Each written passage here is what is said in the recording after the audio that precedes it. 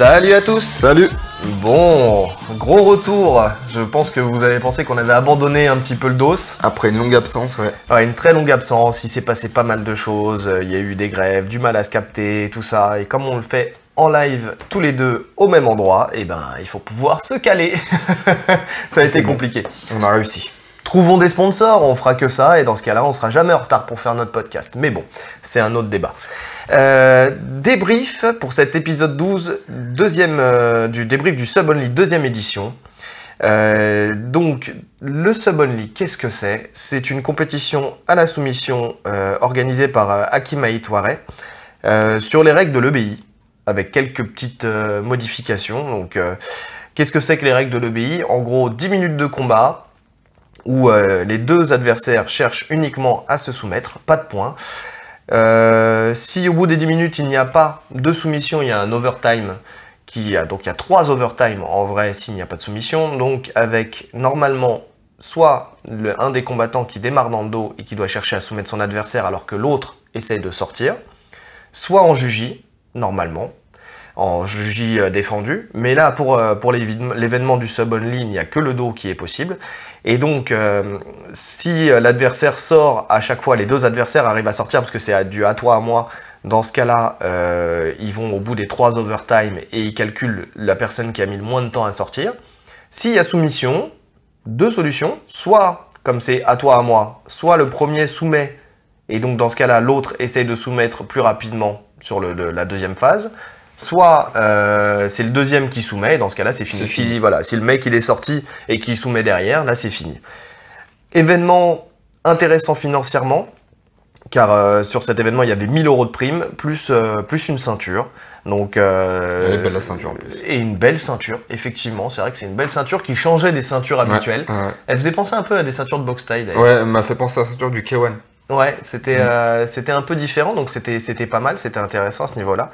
Et 1000 €, donc on reviendra après sur justement le mal qu'on a à trouver de trouver des combattants sur ce type d'événement, alors qu'avec un chèque comme ça, une prime comme ça, normalement, ça devrait, tout le monde devrait se bousculer pour essayer de faire ce type d'événement, donc on va essayer d'en discuter.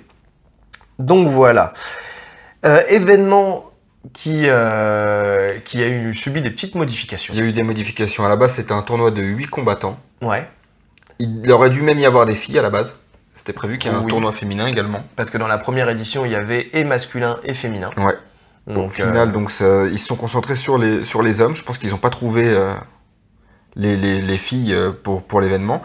Donc c'était 8 hommes. C'était la catégorie des moins de 84 kilos. Ouais. Et finalement, il y a eu 2 blessés 2 dernières minutes. Ils se sont retrouvés à 6. Exactement. Ouais. Et donc, ils ont changé, changé la manière de faire. Et au lieu que d'avoir des affrontements 2 par 2 pour faire un système de compétition classique où chacun va jusqu'à sa finale, il y a eu 2 poules. Une poule composée de Loris Remonek, d'Abdeljalil Hanabi et de Mohamed Beyraktar. Et une autre poule composée de Willy Dakouri, Edipo Fernandez et Ahmed Salamov. Ouais. C'est intelligent le remaniement qu'il a mis en place. Oui, parce que ça a permis de faire le même nombre de combats. Exactement. Finalement, puisque le même nombre de combats parce que il a fait 3 finales entre guillemets. En gros, il a vraiment cherché à faire un classement. En fait, sur les 6 combattants, il a classé du 6e jusqu'au premier. C'est ça, avec 2 petites finales et une finale de premier, deuxième. Donc c'était sympa. Les 2 forfaits, c'était Abdouragimov et Lutfi Ferra. Donc 2 combattants connus, donc Abdouragimov qui était un combattant donc de jiu-jitsu brésilien, ceinture noire je crois maintenant de jiu-jitsu brésilien. Ouais, combattant de MMA également. Et combattant de MMA au Brave, qui est un habitué aussi des événements à la soumission, parce qu'il avait fait le Bordeaux Submission Contest.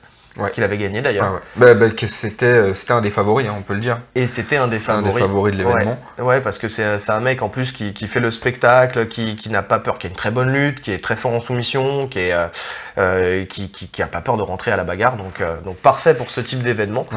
Ouais. On avait donc Lutfi Ferra, qui est ceinture violette de la Z-Team, moins habitué au nogi. Donc je sais pas ce que ça aurait donné. C'est un très bon combattant. Il a fait ses preuves en compétition, rien à dire sur les circuits BJJF et aussi sur des événements type roll-up. mais en kimono à chaque fois. Ouais. C'était la première fois qu'il aurait fait un gala à ce niveau-là. À ce niveau-là, ouais. En nogi. Ouais, parfait. Donc voilà, il s'est blessé aussi et donc déclaré forfait. Donc remaniement intéressant, ce qui permettait à tout le monde d'avoir sa chance pour aller en finale, d'avoir plusieurs chances d'aller en finale. C'est ça, le fait de perdre le premier combat ne signifiait pas élimination directe. Non. On pouvait se rattraper, on pouvait perdre le premier combat au point, soumettre au deuxième, donc repasser devant dans la poule, c'était intéressant. Ouais, c'était intéressant et surtout ça a permis de voir des oppositions de style... comment dire, le fait qu'ils n'affrontent pas une seule personne et c'est fini, on pouvait voir justement face à un autre adversaire des différentes stratégies et donc ça permettait de rendre aussi le concept intéressant dans le sens où justement on peut voir que deux personnes face à deux adversaires différents. Il n'aura pas le même jeu, il n'aura pas la même stratégie. Exactement, et pas le même résultat. Ouais. Pardon, excusez-moi, j'ai un peu la gorge. On t'excuse. Merci bien, mon cher Rolly. Et donc voilà. Donc les combattants, au lieu de parler de combat par combat, ce qui à mon sens est peut-être moins intéressant, on va essayer de voir les combattants, ce qui nous a marqué sur ces combats. Enfin, avec ces différents combattants, à commencer par Loris, parce que sur le papier, c'est celui qu'on connaissait le moins. Ouais. Parce que c'est un mec du CDK, donc Loris Remonek, qui ne fait pas beaucoup de compétitions. En tout cas, je ne l'ai pas beaucoup vu sur des compétitions. Donc c'était surprenant de voir quelqu'un justement comme ça qui sortait un peu de nulle part et qui venait combattre. Donc on s'est posé beaucoup de questions sur lui avant l'événement. Loris qui est ceinture noire, je crois. Il est ceinture noire, effectivement. Ceinture noire du CDK, donc CDK qui a un bon club, qui a l'habitude de former des mecs compétents. Et donc voilà, on savait pas du tout à quoi s'attendre. Et ça donnait un peu plus d'intérêt parce que justement on n'a pas pu l'étudier avant. Et donc on a été surpris et agréablement surpris parce que c'est un mec qui a énormément joué le jeu du sub only. Il a cherché à attaquer beaucoup de clés de talon d'ailleurs. Gros travail en clé de jambe. Ouais. Et c'était pas mal parce que c'est un mec qui vient du jiu-jitsu brésilien. Donc on l'a dit souvent, c'est des mecs qui travaillent pas spécialement les clés de jambes, encore moins les clés de talon. Et non, justement, qui en ont plus peur en général. Et lui, non, il y est allé, il s'est donné pour l'événement, il a vraiment cherché à soumettre. Donc d'ailleurs, il a même pas cherché à lutter, il s'est assis tout de suite dans la plupart de ses combats. Il est venu, il est rentré tout de suite dans le vif du sujet, quoi. Pas de temps à perdre, on y va et on cherche à combattre. Donc il a combattu au premier tour contre Mohamed Beraktar. Et donc voilà, il a été dangereux sur pas mal de clés de talon. Il a été dangereux. Des bonnes défenses de Mohamed qui a fini par le soumettre. Donc voilà, le pauvre. Enfin, parce que les résultats vont pas dans le sens de ce qu'il a donné. C'est-à-dire qu'il a perdu 2 de ses combats, il en a gagné un. Sa petite finale face à Edipo. Mais en tout cas, il a en termes de ce qu'il a proposé, il a vraiment joué le jeu. Il était dangereux. Il était dangereux. On a été surpris aussi sur les défenses de soumission de clés de jambe. Alors, est-ce que c'est parce que il manque encore des détails au sujet, sur les clés de jambe, sur le travail des clés de jambe pour vraiment venir verrouiller correctement? Pardon. Ou est-ce que c'est parce que les mecs défendent bien? Il défendait bien. Il était solide. Oui. Oui, on a vu une belle résistance quand même. Des gens qui se précipitaient pas, qui ne tapaient pas de panique. Ils étaient prêts. À ce niveau-là, ça tournait bien, ça. Ouais. Donc c'était intéressant. Mais je pense quand même qu'il y avait des problèmes dans le contrôle de la clé de talon. Les gens arrivaient à tourner très facilement. Contrairement, on reviendra dessus, mais avec Willy, où c'était un peu plus dur de sortir. Donc on va revenir là-dessus. Donc pas mal. Il se fait soumettre. Comme il a joué le jeu, en fait, il se fait soumettre. Il prend plus de risques, donc. Oui. Et donc voilà. Donc peut-être un travail à fournir sur les défenses de soumission. En tout cas, s'il veut vraiment se lancer dans ce type d'événement. Parce que vu qu'il ne fait pas de compétition classique, peut-être qu'il veut se rapprocher de ce type d'événement. Et pourquoi pas, quand on travaille que comme ça peut être super intéressant, notamment financièrement, parce qu'il y a des primes à prendre. Après, il n'y a pas beaucoup de compètes comme ça Pas encore. En France, pas encore. Pas encore. On espère, hein, on le dit assez souvent on espère que ça va un peu grossir et prendre de l'ampleur parce que c'est ce que les gens veulent voir. Enfin, et Ouais, encore. je sais pas, parce Et que bah le ouais. public n'était pas trop présent. Je m'attendais à voir beaucoup plus de monde. Ouais, Mais ça, on pourra en parler, je pense, après. ouais. Mais C'est ouais. vrai que je m'attendais à avoir plus de monde dans le public. C'était que des passionnés déjà. Mais on verra. On en parlera un petit peu après. Mais en tout cas, voilà, on voit qu'il y a le roll-up, on voit qu'il y a cet événement-là. On l'a déjà dit. Il y a l'HBI qui fait plus trop d'événements, mais je crois qu'ils vont en refaire un bientôt. L'HB, il n'y a pas de Mais, public, c'est différent. Mais il n'y a pas de public du tout. Mais est-ce qu'au fur et à mesure, ça va prendre de l'ampleur et que les gens vont vouloir voir ce type d'événement? Faut voir. Faudra voir aussi la médiatisation. Donc voilà. Parce que est-ce que le fait qu'il n'y ait pas eu trop de public, c'est peut-être parce que les gens n'ont pas forcément vu qu'il y avait cet événement, qui s'est beaucoup. Non, je pense pas. Il y a eu Je beaucoup pense de que tout le publications monde sur était au Facebook. courant. Ouais. Après, c'est resté un vendredi. Il y a ça aussi. Bref, on en parlera tout à l'heure. Ouais. On était sur Loris. Loris. Belle prestation. Et belle Donc, prestation. il finit sur les 6 combattants, il finit 5e. Il finit 5e, oui, donc avec une petite finale face à Edipo. D'ailleurs, Edipo, c'était le deuxième combattant duquel je voulais parler. Edipo qui s'est un peu comporté comme Loris, d'ailleurs. Qui a joué le jeu à fond. Qui a joué le jeu. Vraiment très intéressant parce que déjà, lui, à la différence de Loris, par contre, il a vraiment cherché à lutter. Ouais. Donc on sent... Et il était pas mal en lutte, hein. Il a montré des belles choses. Il a montré des belles choses, des belles... d'ailleurs, même face à Ahmed Salamov, où il a été... Il a tenté sa chance. Il a tenté sa chance en lutte, alors que tous les autres ont cherché à tirer la garde. Ce que je comprends totalement. Mais bien sûr. C'était dans la D'ailleurs, stratégie... il l'a payé quand même avec une belle projection. Ouais, il s'est pris un contre magnifique. Alors après, donc pour revenir un peu sur son premier combat, déjà il a combattu contre Willy au premier combat, où il va en lutte face à Willy. Willy qui arrive à passer dans son dos et à l'amener au sol. Donc ça c'était une bonne chose. Et derrière il prend une clé de talon. Donc premier combat il le perd. De toute façon il a perdu lui le pauvre ses 3 combats. Et Edipo Fernandez. Il se blesse sur la clé de talon d'ailleurs. Il se blesse sur la clé de talon, sur son premier combat. D'ailleurs, gros respect à lui parce qu'il fait ses 2 combats derrière. Et ouais. Il se strappe le genou et il enchaîne, quoi. Alors nous, on a vraiment cru que c'en était fini pour lui et qu'il y aura un forfait. D'ailleurs, on a commencé à se poser des questions sur la durée de l'événement. Ouais, sur comment ça allait. Étant donné qu'il doit faire 3 combats, il en a fait qu'un. Donc si tu en retires 2 de 10 minutes, ça fait déjà 20 minutes minimum de combat en moins. Donc on s'est posé la question sur la durée de l'événement. Et franchement... guerrier parce qu'il y est allé et il n'a pas été dans la retenue. Non.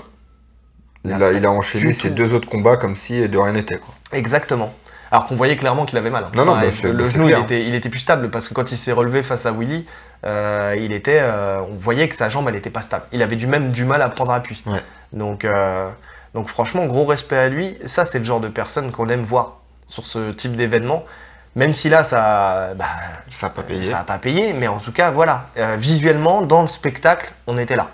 On était vraiment sur quelqu'un qui était parfait pour ce type d'événement. Il avait un gabarit, d'ailleurs, qui se prêtait à la lutte. Parce que... assez petit, comparé aux autres. Ouais, et plus trapu. Puissant, ouais, trapu. Ouais, puissant, et effectivement puissant. Il semblait puissant. Ouais, il semblait vraiment puissant.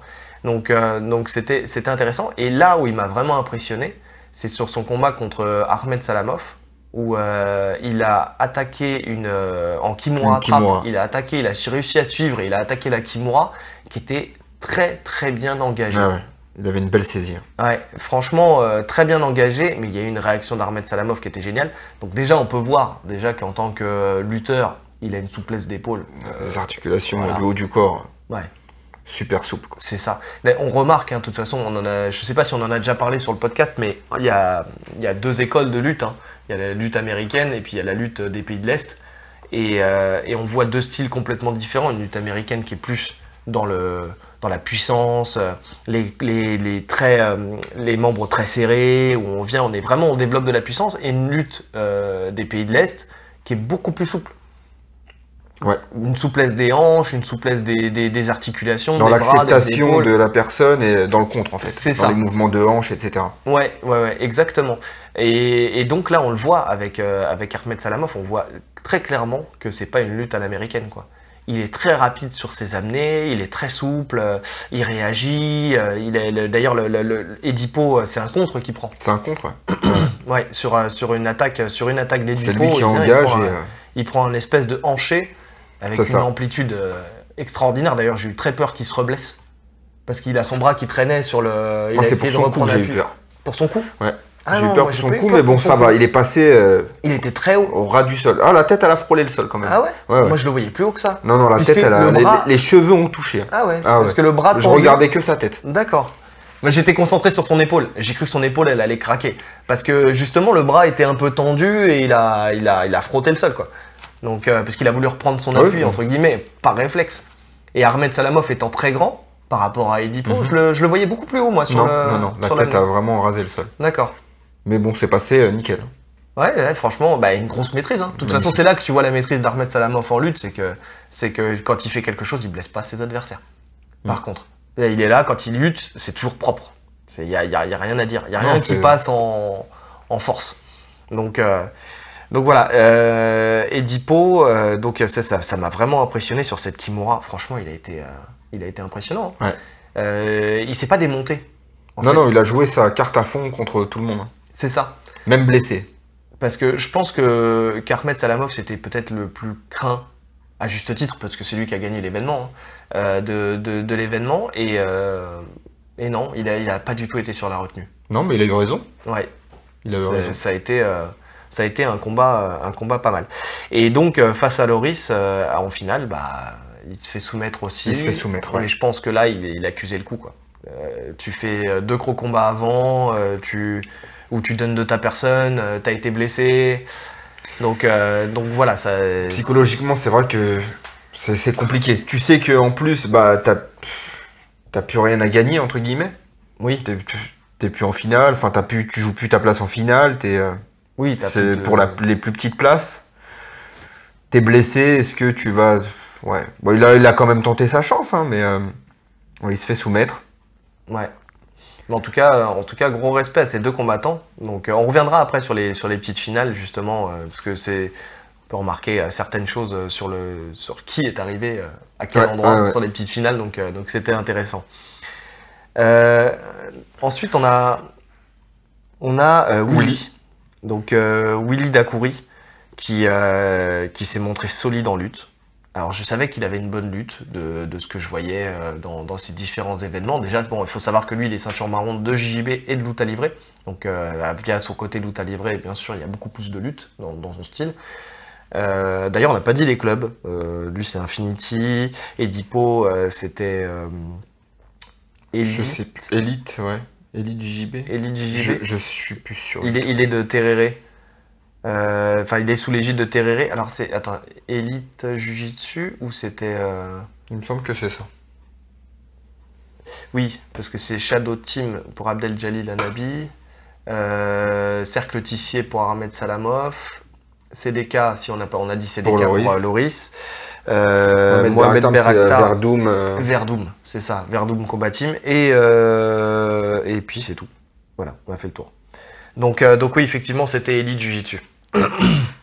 Donc Willy, très bonne lutte, vraiment très très bonne lutte. Il était très bien. D'ailleurs, sa prise de dos sur Edipo, elle était très propre. Ouais. On voit ça que dans les vidéos de lutte justement. Il est venu sur la saisie à la nuque d'Edipo. Il s'est débarrassé du bras pour passer dans le dos et amener. Donc c'était super intéressant et très stratège. Il était très stratège. On sent que lui, il avait étudié une stratégie en fonction de ses adversaires. Ouais, complètement. Ouais, c'était peut-être le seul d'ailleurs qui avait fait ce travail-là avant. Moi, je l'ai senti intelligent dans sa manière de combattre, même si ça n'a pas payé face à Ahmed Salamov. Je reviendrai dessus après. Mais en tout cas, ouais, il était vraiment. On sentait que en fonction de ses adversaires, il était prêt. Il était très lucide, beaucoup d'expérience. Tu sentais une expérience, quoi. Tu sens le compétiteur, quoi. Voilà. Le vrai compétiteur confirmé. On sent qu'il s'est relancé vraiment dans la compétition.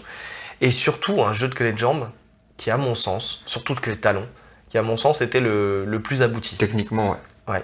Le plus précis au niveau du crochetage des jambes. Ouais. Des verrous de jambes, c'était... Oui, pour empêcher ses adversaires de tourner. Ouais. Parce que face à Edipo, il y a eu transition sur plusieurs types de clés de talon. Et face à Ahmed Salamov aussi.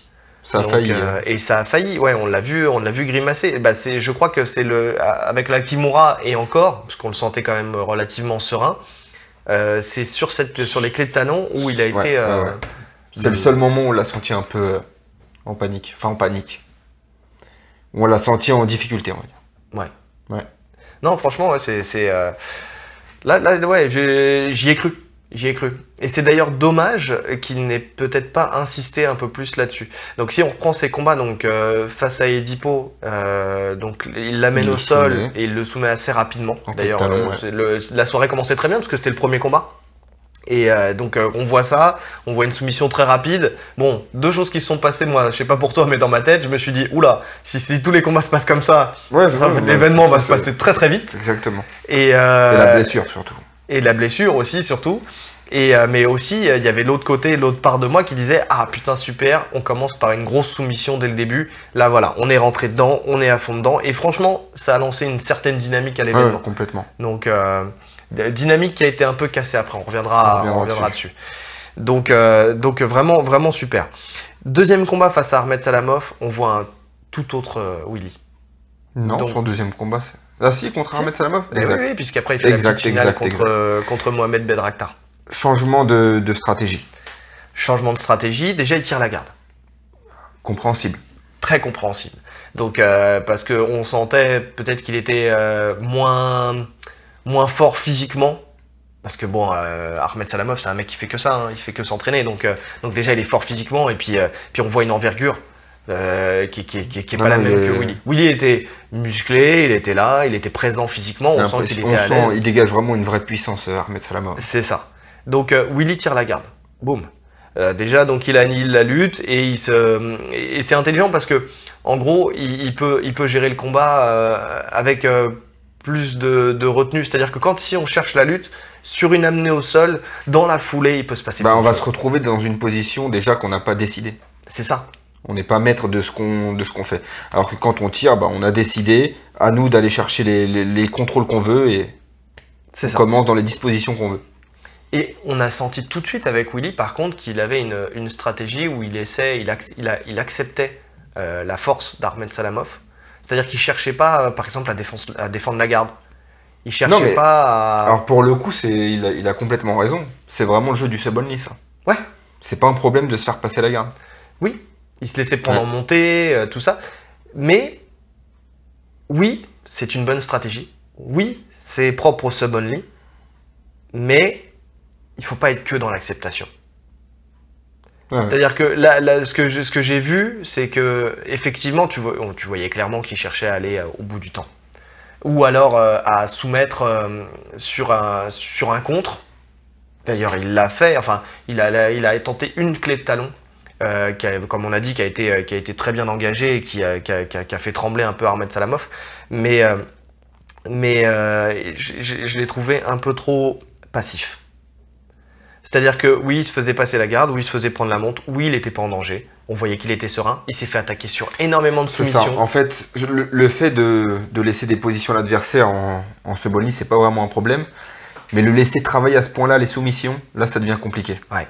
Surtout quelqu'un comme Ahmed Salamov qui est vraiment puissant. Dès que c'est engagé, ça devient compliqué en fait. C'est ça. Alors on voyait qu'il était serein. Il est sorti de l'enfer, de très nombreuses fois. Il a pris 2 jujis, je crois. Il s'est fait attaquer aussi sur les clés de jambes, je crois, sur les clés de talons. Il était serein, ça sortait, ça roulait, il était bien. On sentait qu'il était bien, qu'il était à l'aise. Mais il y a un moment, à force de laisser des indicateurs comme ça, sur 10 minutes, c'est long. 10 minutes, c'est long et ça demande beaucoup d'efforts en plus de sortir des soumissions. Mais bien sûr. Bien sûr. Et donc, il y a 2 choses qui peuvent se passer. Soit ton adversaire il se dit, bon, c'est mort, j'arriverai pas à le soumettre. Soit ton adversaire, il n'est pas dans cet état d'esprit-là et il va chercher en fait à travailler des soumissions différentes à chaque fois. Et c'est ce qui s'est passé.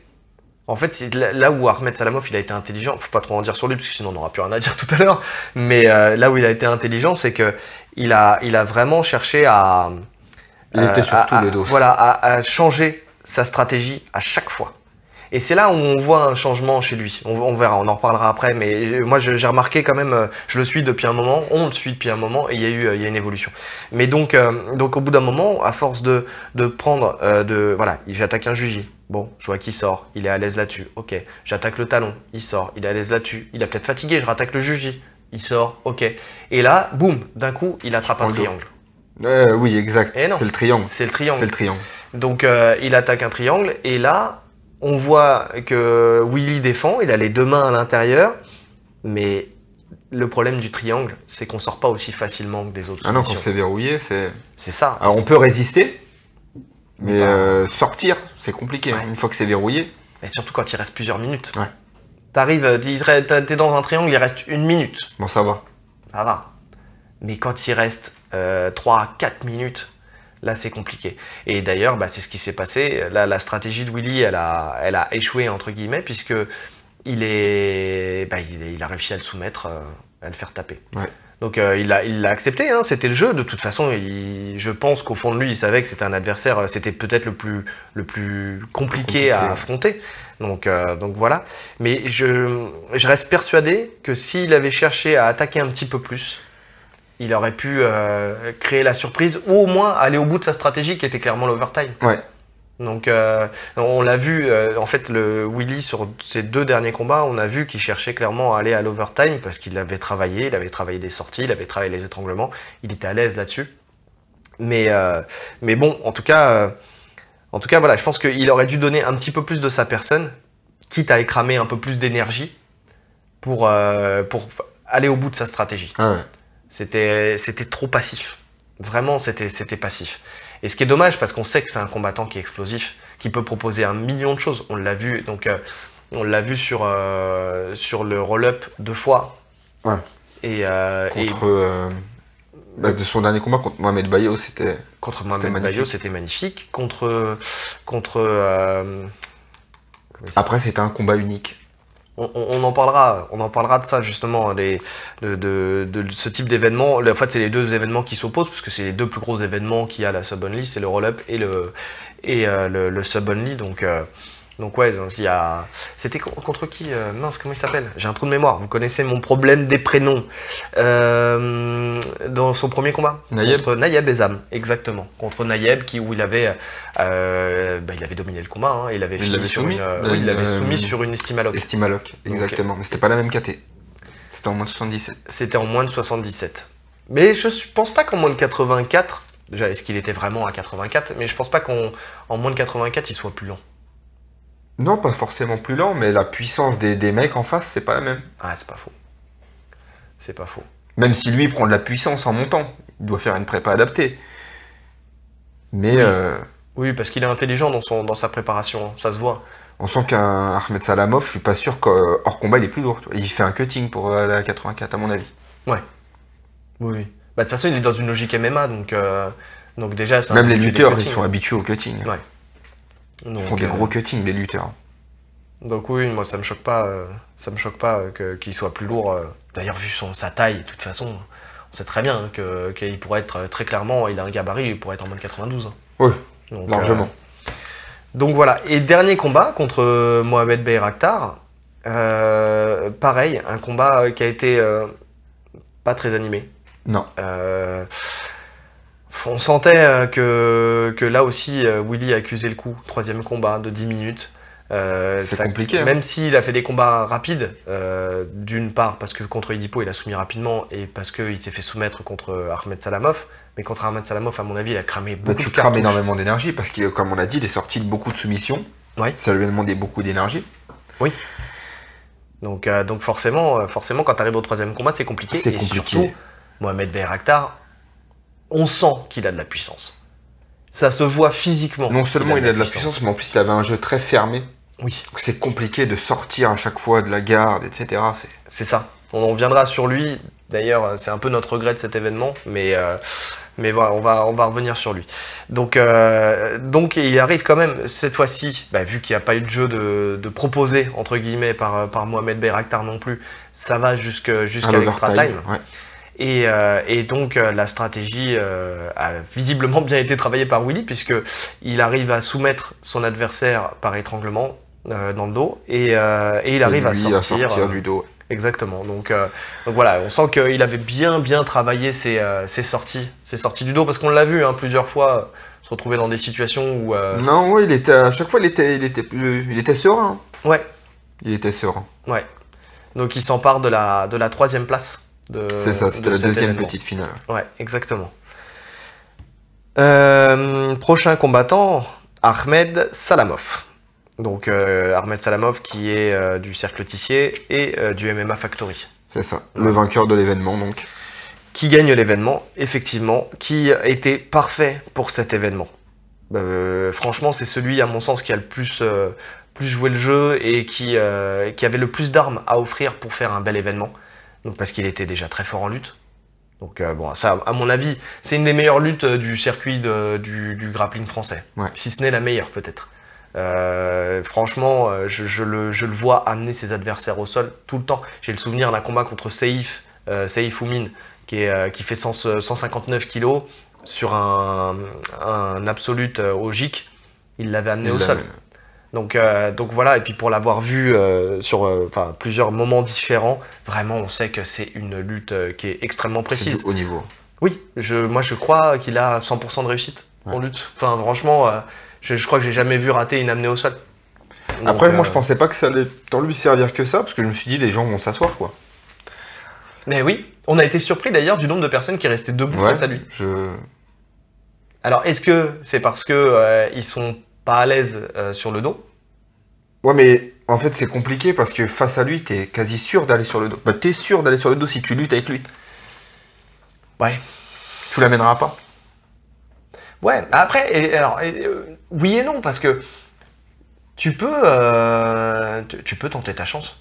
Tu peux tenter ta chance. En fait, si tu pars dans l'état d'esprit, et c'est là où ça peut être intéressant, c'est que si tu pars dans l'état d'esprit où forcément lui c'est le meilleur en lutte et donc t'as aucun intérêt à lutter contre lui, bon, si tu sais que la lutte c'est pas ton truc, pourquoi pas. Mais si t'es un lutteur dans tes combats habituels, tu peux tenter ta chance. Ça coûte rien. Si t'es un lutteur, c'est vrai que c'est compliqué de tirer la garde. Bah oui, tu vois, c'est là que c'est vraiment un casse-tête.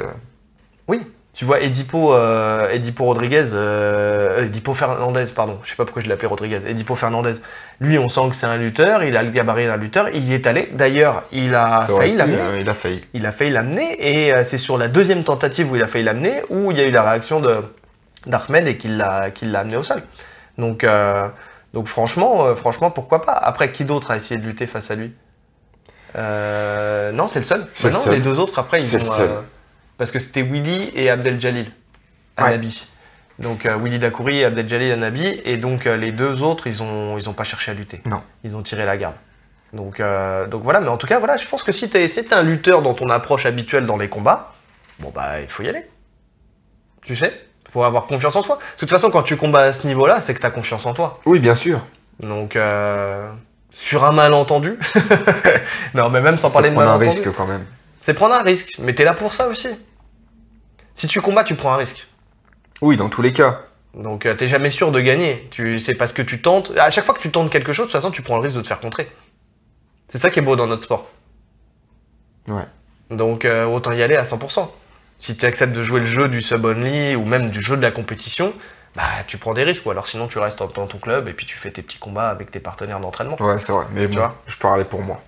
Ouais, voilà, c'est ça. C'est qu'en fait, on transpose nous, notre stratégie, si on avait dû l'affronter. Effectivement, moi, si je dois l'affronter, j'ai pas envie de mourir, quoi. Donc, j'ai pas envie de me faire amener salement au sol, même si je sais qu'il l'amènerait proprement.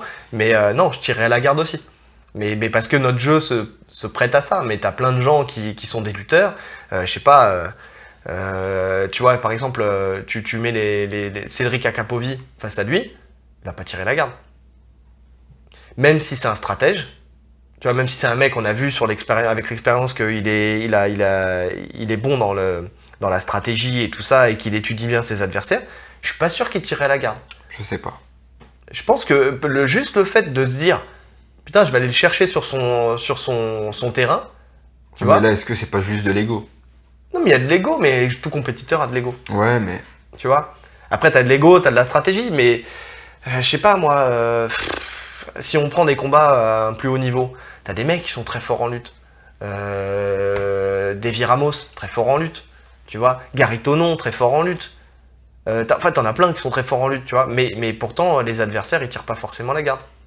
Mais parce qu'ils sont tous très forts en lutte. Ouais, c'est pas faux. Là, il y a vraiment un écart. C'est pour ça que tu disais tout à l'heure, c'est sûrement le meilleur ou un des meilleurs lutteurs sur le circuit. Ouais. Donc là, il y a vraiment un écart qui se creuse.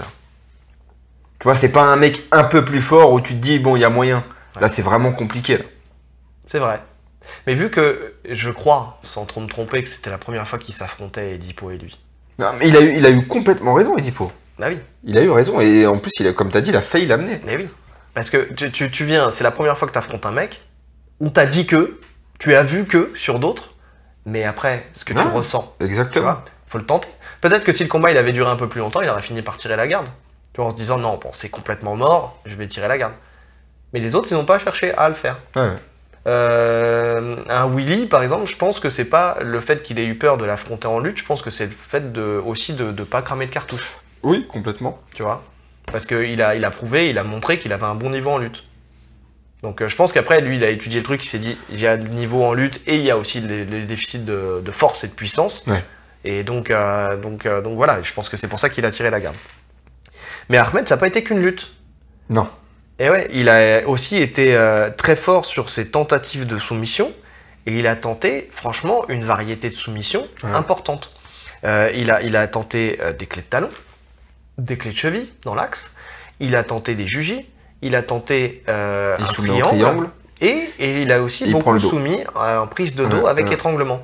Parce qu'il y a 2 de ces 3 combats où il va chercher le dos et il étrangle. Ouais. Alors, en étranglement dans le dos, compression de mâchoire. Compression de mâchoire. Voilà. Bah écoute, c'est une soumission. Hein. Bah, t'as une soumission, t'as le droit, tu le fais. Tu vois, y a pas... de toute façon, c'est comme ça, c'est dans le règlement. Il y a un moment, tu fais un combat à ce niveau-là, t'es sur un gala. Tout le monde était au moins ceinture marron. À part Lucci, mais il n'a pas participé. Il y a un moment, tu sais à quoi t'attendre et tu sais quelles sont les potentielles choses que tu puisses prendre quand tu es dans le dos, quoi. Donc voilà. Mais franchement, il a été impressionnant. Et c'est là où je voulais en venir tout à l'heure et je voulais revenir à partir de son passage, quand on parle sur lui. C'est pas très clair ce que je viens de dire, mais dans ma tête, c'est super. Ah, c'était fluide dans ma tête. Et donc, c'est qu'on le voit évoluer. Ouais. C'est un truc de fou. Ah non, mais en fait, je dis ça que des ceintures marron ou des ceintures noires. Mais non, parce que lui, je suis même pas sûr qu'il ait eu sa violette encore. Je me demande s'il n'est pas encore bleu. Je sais pas du tout. Alors, il est bleu, violette, grand max. Je suis pas dans son club, donc je peux pas dire. Mais en tout cas, voilà, c'est un mec. Il me fait penser, tu sais, si on devait transposer avec un niveau au-dessus, à Nicky Rod. Ouais. Tu vois, c'est le mec qui arrive avec une grosse lutte. C'est ça. Et qui prend le sol sur le tas. Sur le tas et qui va tout de suite se confronter à des ceintures noires. D'ailleurs, il l'appelle le Black Belt Slayer. Tu sais, le tueur de Black Belt.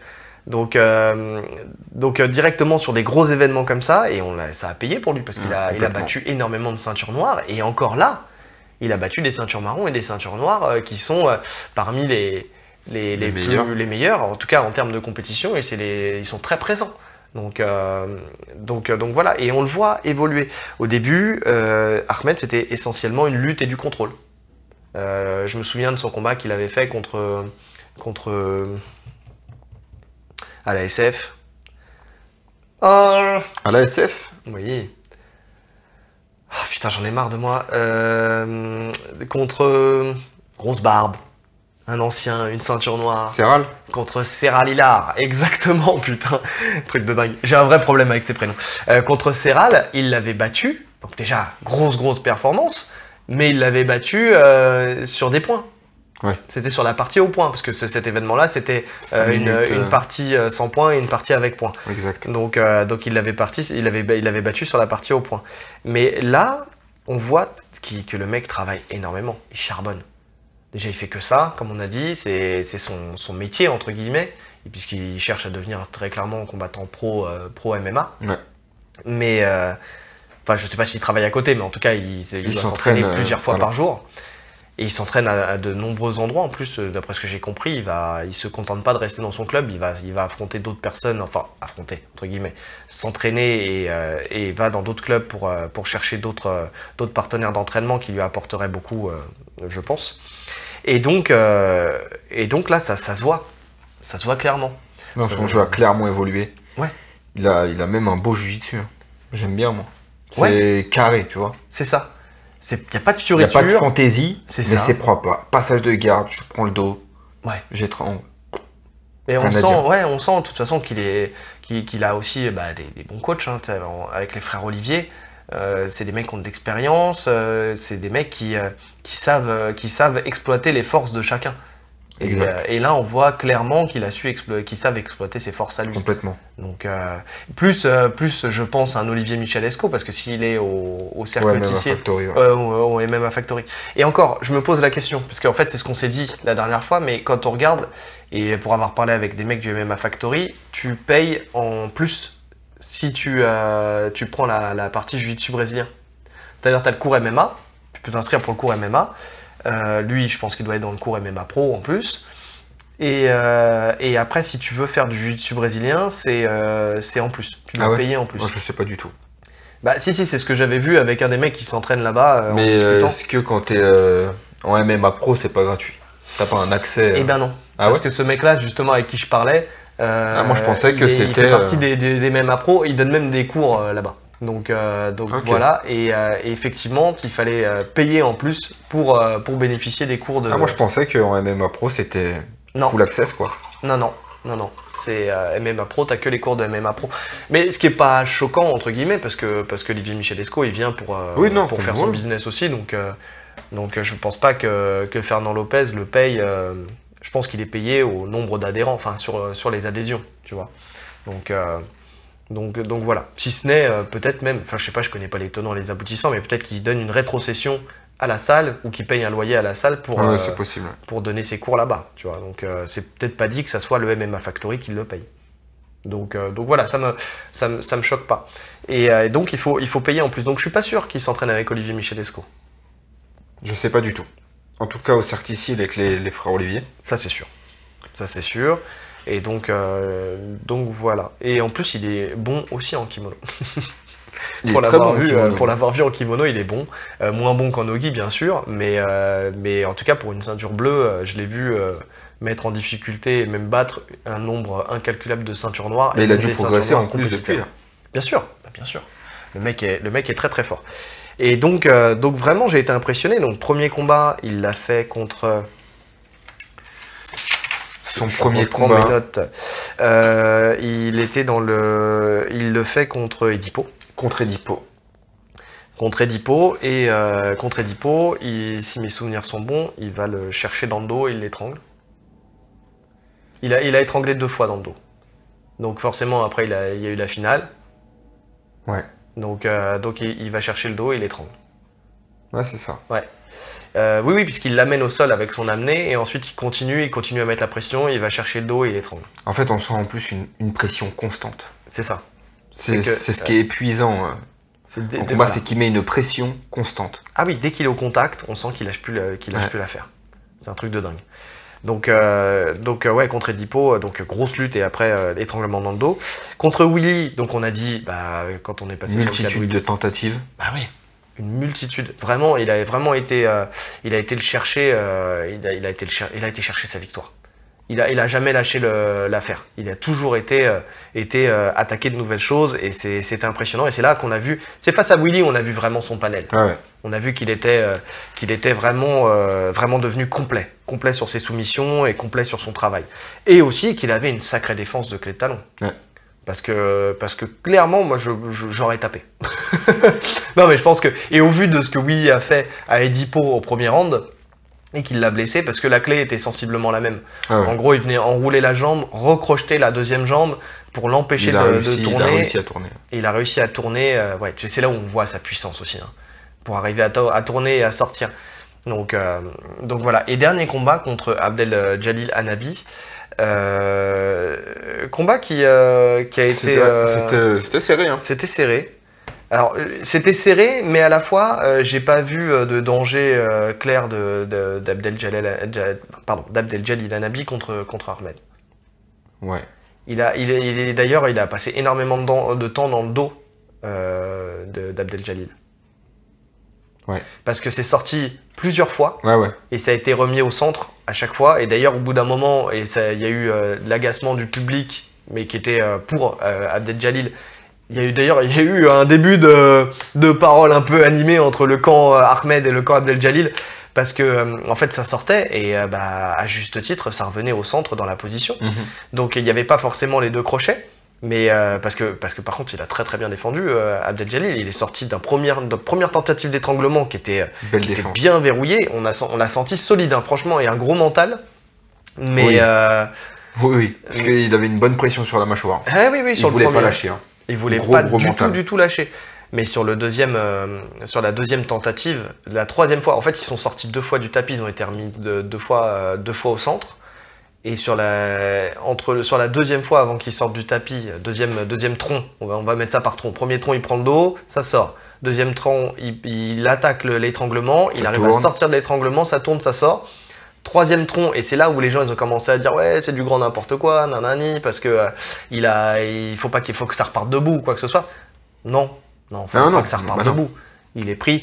On le remet au centre debout quand c'est sur une clé de jambe, que ça roule. Et que ça sort. Parce que tu peux pas remettre quelqu'un dans une clé de jambe, c'est pas possible. Tu sais pas comment il était positionné, la position était bien définie, il était dans le dos. Voilà. On reprend dans le dos. Et il l'a pas remis dans un étranglement. C'est-à-dire qu'après, Ahmed, il est revenu la chercher à chaque fois. Donc voilà. Et la troisième fois, on voyait clairement que la pression, elle était beaucoup trop forte. Et il soumet donc son adversaire. Mais pourtant, on sait qu'Abdel Jalil, c'est quelqu'un de solide et de fort techniquement. Mais il a été surclassé par Ahmed Salamov.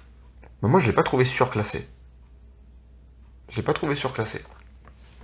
Ah ouais. Par contre, à partir du moment où il était dans le dos, c'était clair que c'était compliqué. Ah ouais, mais il est allé dans le dos. Franchement, le combat, il a pas duré si longtemps que ça. Hein. Il a duré longtemps parce que il a défendu très bien sur le dos et ça a duré un moment.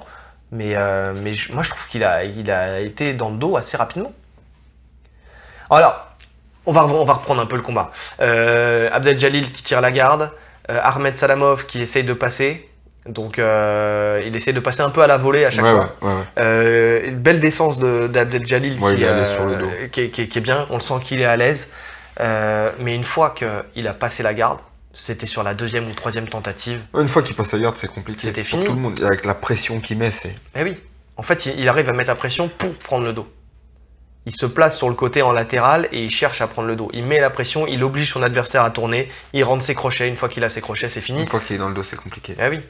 Donc finalement, il y a une belle défense. Il a peut-être pas été surclassé, c'est-à-dire qu'il n'a pas survolé le combat, bien sûr. Ça reste quelqu'un de très très fort, Abdel Jalil. Je suis d'accord avec toi. Mais il a rien pu faire. Ouais. Il a été qu'en défense. Ouais. Donc il y a un moment. Voilà. Et d'ailleurs, sa frustration, et tu vois, sa frustration, il était frustré à la fin du combat parce que, justement, je pense qu'il aurait espéré, lui, se remettre debout et retenter quelque chose.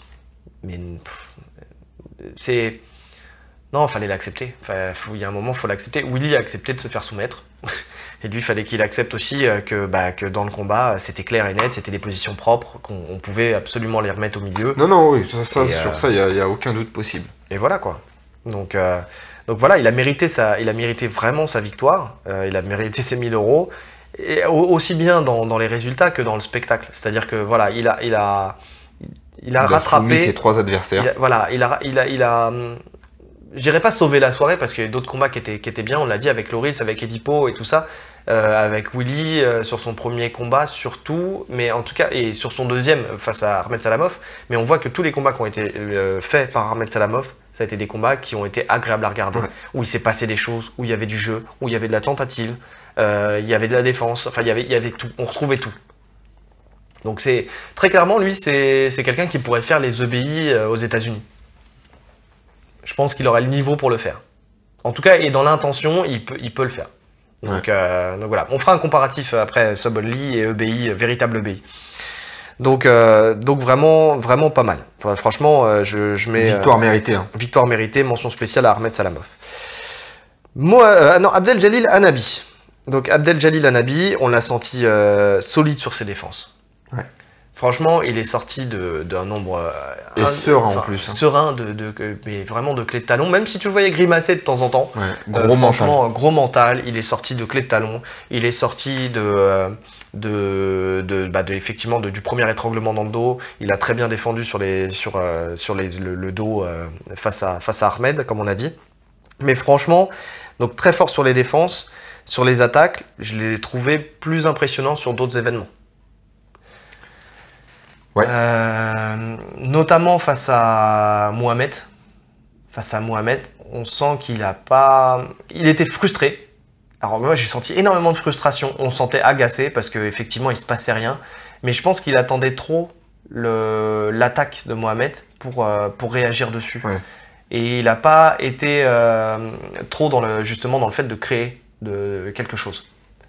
Alors je pense que tous ils ont dû sentir que Mohamed était puissant.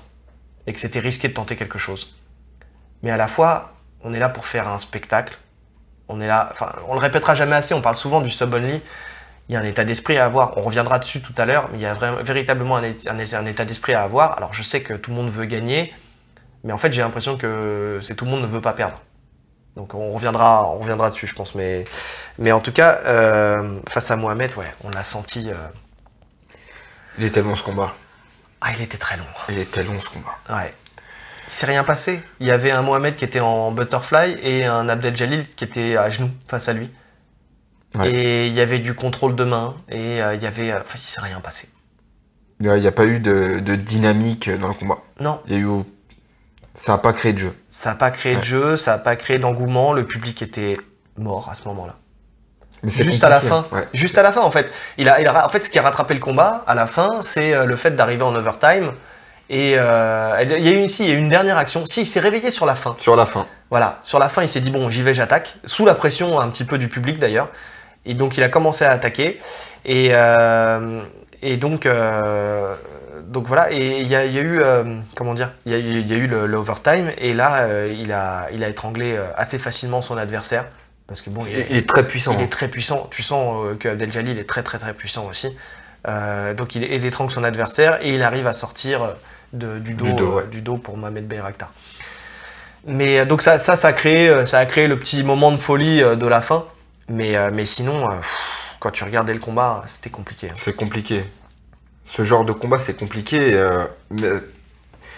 Même sur un événement, juste un combat comme ça tue le rythme. Ouais. C'est parce que 10 minutes, c'est très long. Mais oui. 10 minutes sans action, les gens commencent à se déconnecter. Après, renchaîner derrière un autre combat, c'est compliqué. Oui. Une fois que tu es sorti psychologiquement, c'est compliqué. Il faut que le combat qui suit, ça soit une folie. Voilà, c'est ce que j'allais dire. Sinon, ça devient compliqué. Ouais, et là, pour le coup, il n'y a pas grand-chose à dire sur ce combat. Ouais. Premier combat, il l'avait fait contre qui déjà? Abdel Jalil, premier combat. Il était dans la poule contre Loris. Contre Loris qui soumet. Donc là, rien à dire parce que c'était un combat, comme on a dit, Loris, de toute façon, il a cherché à créer du jeu. Donc si la stratégie d'Abdel Jalil, c'était d'aller sur des contres, là, avec un Loris, c'était parfait. C'était parfait parce que justement, il avait de la matière. De toute façon, contre Loris, c'est obligé qu'il y ait de l'action. Il ouvre tellement le jeu. Oui, il crée l'action tout seul. Il y avait de la matière. On ne peut pas simplement bloquer. De toute façon, même si on fait que simplement bloquer, il va tenter lui. Il va prendre les chevilles, il va partir, Donc c'est obligé qu'il y ait de l'action. Ouais, non, ça c'est clair. Donc là, le combat, rien à dire, il était intéressant. Deuxième combat contre Mohamed Bayraktar, on l'a dit, hein, c'était dur. Compliqué. Et dernier combat contre Ahmed Salamov, on en a déjà parlé. Là où il nous a impressionné, c'est quand même sur ses défenses, ses sorties et tout ça. Mais je pense, encore une fois, et je pense que lui-même était sorti psychologiquement de sa compétition. Et c'est dommage parce qu'il était sur une finale de premier-deuxième. Le fait d'avoir combattu contre Mohamed Bayraktar... Ça a tué un peu son rythme. Ah ouais, je crois que ça l'a vraiment mis dedans. Je pense qu'il a eu une frustration, que psychologiquement il est sorti de son truc. Après, c'est dur de se remettre dedans. Là où un Ahmed Salamov, en fait, il a toujours été dans la même dynamique, puisque tous ses combats sont passés à peu près de la même manière. Ah ouais. Je pense qu'il est sorti de son truc et c'est ça qui l'a mis dedans, je pense. Très clairement. Et c'est dommage. C'est dommage. C'est parce que je suis persuadé qu'il aurait pu faire un combat plus intéressant. Ouais. Parce qu'on avait véritablement Alors, 2 favoris sur cet événement. Bah moi sur les 6 là qu'il y avait en tout cas, Ouais. sur les poules qu'il y avait, c'est les 2 que je voyais en finale. Les 2 que je voyais s'affronter, Ouais. c'était ça. Et Pour moi j'avais un petit aussi une petite pensée pour Willy en fait c'est très simple. Si les poules avaient été différentes, t'as versé Abdel Jalil et Willy dans les poules, je pense que c'était Willy qui était en finale. Et si, bah de toute façon c'était sûr qu'il aurait pas pu être en finale face à Ahmed Salamov parce que je pense que Ahmed l'aurait battu quoi qu'il arrive. Mais je pense que voilà, n'importe qui était dans la poule d'Ahmed Salamov, ça aurait été compliqué. Mais je pense que si les deux avaient été inversés, je pense que Willy aurait été en finale. Il nous a prouvé par le passé qu'il avait un jeu qui collait bien avec le sub-only, il est bien, il est intelligent, il est stratégique, il peut apporter pas mal de choses, et je pense qu'il aurait été en finale. Donc moi voilà, si j'avais 3 personnes à mettre, je m'arrêterais pas à 2, moi je mettrais 3. Ahmed Salamov, Abdel Jalil Anabi et Willy Dacoury. Et Abdel Jalil Anabi, pourquoi je le mettais moi aussi dans mes favoris entre guillemets, c'est parce que il nous a prouvé par le passé qu'il était aussi un bon soumetteur. C'est-à-dire, je me souviens au roll-up contre Reda Hamzaoui. Ouais. Il l'avait attaqué sur mais une belle si clé de je me jambe. trompe pas, c'était en kimono. C'était en kimono. Oui, Ouais, c'était en kimono. ouais. C'était en kimono, mais c'était sur une clé qui n'est pas légale, je crois, IBJJF. Donc c'était sur une clé de jambe. Il avait croisé ses jambes et il avait fait la compression du mollet. Et donc voilà. Mais même en kimono, parce que justement, c'était en kimono. Reda Hamzaoui fait partie, dans sa KT, je pense que c'est le meilleur européen, et c'est un des meilleurs mondiaux en jiu-jitsu brésilien, IBJJF et tout ça. Donc sa performance, elle était d'autant plus... Mais en règlement IBJJF. Mais en règlement IBJJF, effectivement. C'est vrai qu'il a un problème sur pas les pareil, défenses de clé de jambe. C'est pas pareil. Mais il aurait très bien pu tuer le combat. Enfin, tu vois, il aurait très bien pu ne jamais se laisser prendre dans cette clé-là. Bon, il a sûrement dû faire une erreur parce que vu qu'il ne les travaille pas assez souvent, et je crois que c'est ce qu'on s'était dit quand on avait fait le débrief. Bah en fait, c'était le règlement FFL. C'était le règlement FFL. Non, non, c'est un règlement un peu différent au niveau du différent. roll-up puisqu'ils ont le droit aux clés de talon. C'est le règlement du roll-up. Non, au kimono, t'as pas le droit aux clés de talon. Non, peut-être pas en clé de talon. Non, c'est le règlement de la FFL. Ouais. Et Abdel Jalil Anabi, il est sur le circuit FFL. Donc il a bien exploité, il avait bien exploité ça au roll-up. Ouais. On l'a vu battre Seif aussi en kimono. Il a battu Seif en kimono. Il est très très fort en kimono. Très fort. Ouais, non, il est très fort en kimono. Je pense même qu'il fait plus de kim que de nogi. C'est fort possible. Mais même en nogi, il nous avait montré pas mal de belles choses, quoi. Et donc c'est pour ça que je pense très clairement qu'il a été un peu tué par sa demi-finale. Ouais, pas sa demi-finale, entre guillemets, par son deuxième combat de poule. Ah ouais. Donc, il a perdu le rythme. Ouais. Et je pense qu'il aurait pu apporter quelque chose de mieux face à Ahmed, moins en défense et peut-être plus en attaque. Mais en tout cas, ouais, lui aussi, s'il veut vraiment se lancer dans ce système de sub-only, je pense qu'il faut qu'il fasse un travail sur le fait d'être plus force de proposition sur ses attaques et moins dans l'attente d'accepter la foudre pour soumettre. Ouais. Je pense qu'il a tellement confiance en ses sorties et ses défenses de soumission et en ses contres et en sa puissance physique, parce on voit qu'il est très puissant physiquement, qu'il en oublie la partie de l'engagement, où il va s'engager, il va chercher à passer une garde, où il va chercher à... Enfin, passer une garde, tout est relatif parce qu'il n'y a pas de point, mais en tout cas créer une opportunité de soumission. Donc voilà. Finissons par mon flop. Tu sais, il y avait les tops, il y a le flop. Désolé d'y aller comme ça, et j'espère qu'il, s'il nous écoute, je sais pas s'il nous écoutera, mais en tout cas qu'il le prendra pas mal. Mais c'est parce qu'on remet pas du tout en question son niveau de combattant. Non, non d'ailleurs, c'est un monstre. Exactement, c'est un monstre. Très très fort. Mohamed Bayraktar. En fait, ce qu'il y a, c'est que... D'ailleurs, il est membre de l'équipe de France. Il est membre de l'équipe de France. Je le connaissais pas plus que ça. Non. Mais avant l'événement, j'ai regardé des combats à lui. Moi aussi. Et du coup, je m'attendais à beaucoup de sa part. Et ouais. Et en fait, c'est là où on a eu une déception parce que, en fait, on aurait pu limite le mettre dans nos Bah, après les vidéos que j'ai vues, ouais. Et alors, c'est un mec qui bat Julien Da Silva au Submission Contest de Bordeaux. Ouais. C'est quelqu'un qui, sur le circuit FFL, je l'ai vu force de proposition, où il cherchait beaucoup de clés de jambes, surtout des compressions. Il est très fort en truck compression. Donc voilà, à chaque fois que je regardais une vidéo de lui, je me disais, ah, ça c'est un mec qui va nous donner du spectacle. Surtout avec ce type de règlement-là. Surtout avec ce type de règlement-là. Grosse lutte. Oui, très bonne lutte. De toute façon, oui, ça va avec son physique, puisqu'on voyait qu'il était très physique, il avait des avant-bras. Moi, c'est ses avant-bras qui m'ont impressionné. Et son dos, il avait un dos massif. Enfin, vraiment, on sent que le mec, il a un corps taillé pour le grappling. Mais non. En fait, il s'est rien passé. Il n'y a pas eu de magie. Non. Il n'y a pas eu de magie. C'est beaucoup de gardes fermées. Ouais. Beaucoup de. Ouais. Alors, premier combat, il soumet Loris. Ouais. En contre. Mais encore une fois, parce que Loris, il a cherché ça. À y aller. C'est ça. Et d'ailleurs, il l'a mis en difficulté. Il a attaqué une clé de talon il y a un moment et on sentait qu'il était chaud sur la sortie. Franchement, c'est pour ça, Loris, on reviendra toujours dessus, mais c'est vrai que respect à lui parce que vraiment, il a créé des choses, quoi. Il a fait en sorte que la soirée soit une belle soirée. Il a tenté. Et il s'est pas fait soumettre rapidement. Il a mis à chaque fois ses adversaires en danger avant de se faire soumettre, sauf en finale où il a fini par soumettre. Où le niveau, je pense qu'il était plus équilibré entre Edipo et Loris.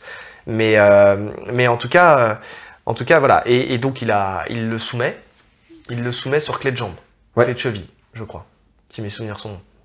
Il y a eu beaucoup de combats. Des fois ça se bouscule un peu. Il y a eu beaucoup de soumissions aussi. En tout cas, c'était sur une clé de jambe. C'était une clé de jambe.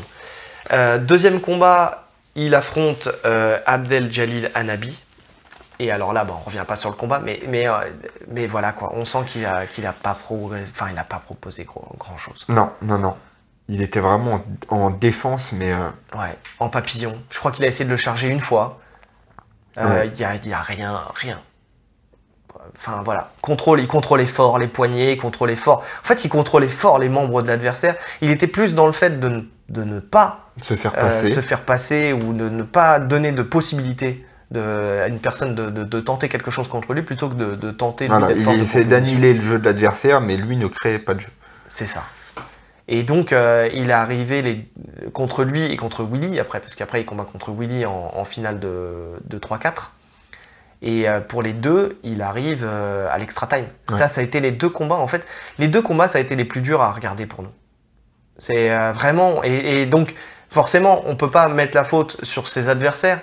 C'est au bout d'un moment, si c'est ces deux combats-là qui sont où il s'est passé le moins de choses, et c'était lui qui était le dénominateur commun à ces deux combats, c'est que c'est lui le souci. Enfin, le souci entre guillemets, c'est-à-dire que vraiment, on sentait qu'il est très fort sur ses contrôles et qu'il cherchait à ce qu'il se passe rien. Et le problème, c'est que c'est une stratégie. On va parler des deux stratégies possibles juste après. Mais d'ailleurs, ça fait une bonne transition. C'est une stratégie, oui, mais pas payante parce qu'il perd les deux à l'overtime. Voilà, c'est ça. C'est-à-dire qu'il cherche à aller à l'overtime, mais clairement, sur les deux fois, il s'est fait étrangler. En plus, il s'est fait étrangler assez facilement, les deux fois. Et les deux fois, ils sont sortis du dos. Donc peut-être qu'il avait tout intérêt à tout tenter sur les 10 minutes. Bah ouais. Et en plus de ça, il n'a pas perdu que ses combats, il a aussi perdu le public. Ouais. Enfin, dans ces événements-là, qu'est-ce qui te porte ? Qu'est-ce qui fait que tu tiens 3 fois 10 minutes ? Il y a le public. C'est le public. Il y a aussi... sorti de toute préparation et tout ça. Il y a aussi le fait que sur ce type d'événement, il faut être réinvité. Le but, c'est d'être réinvité. Ouais. Et très clairement, là, moi, j'ai pas envie de le revoir. Enfin, pas là-dessus, quoi. Pas sur un truc comme ça. En compétition, oui. En compétition, oui. Mais en compétition, c'est pas du tout le même combattant. En compétition classique. C'est pas du tout le même combattant. Alors, est-ce que c'était la durée des combats ? Je pense pas. Il m'a l'air d'avoir une bonne condition physique. Tous les combattants présents, ils avaient une très bonne condition physique. Oui. Mais je pense qu'ils ont eu peur du 3 fois 10 minutes. 3 fois minimum, tu vois. Enfin, d'ailleurs, oui, non, 3 fois... Ouais, minimum, parce qu'après, il y a les overtime. Mais je pense qu'ils se sont perdus là-dedans. C'est long, 3 fois 10 minutes. Bien sûr que c'est long. C'est sûr que c'est long. Mais il faut se préparer. Enfin, je sais pas, ils ont été prévenus à l'avance, quoi. Mais surtout qu'ils n'ont pas eu... Ils n'ont pas eu de repos, en fait. Ça a vraiment enchaîné, pour le coup. Ouais, le fait qu'il n'y ait pas de KT féminine pour couper les combats masculins, ou de super fight, par exemple. ou de super fight, ou le fait qu'il y a eu cette réorganisation aussi. Ouais, parce ça a que, vraiment oui, enchaîné. normalement, en fait, comme il devait y avoir 2 combats par 2 enfin, les 2 qui s'affrontent, puis après les 2 autres, puis après les 2 autres. Enfin, tu vois, ça laissait au moins 2 combats de il repos. suffisait que le combat d'après vous se finisse très rapidement par une soumission pour que vous renchaîniez tout de suite. Eh oui. Et cela, ça devient compliqué. Et tu peux pas faire comme en compétition classique où tu as 5 minutes minimum, machin et tout ça, parce qu'il y a le public, parce que... Tu peux pas. Ouais. C'est pas possible. Donc ouais, en tout cas, bon, on n'a pas grand chose à dire sur Mohamed Bayraktar, parce que je pense que de toute façon, on en a parlé beaucoup via les autres combattants. Mais c'est un peu notre regret. C'est notre regret parce que pour moi, on l'a pas vu à son niveau en fait. Non. On l'a pas vu faire ce qu'il a montré sur les autres compétitions. Ce qu'on a vu et ce qui nous donnait de l'intérêt, parce que comme on le connaissait pas non plus, c'était les deux qu'on connaissait pas vraiment, c'était Loris et lui. Et lui nous a suscité de l'intérêt parce qu'on avait vu sur les réseaux. Et en fait, non, là on a été déçus, je pense. On a été déçus. Ouais. Donc voilà, c'est dur.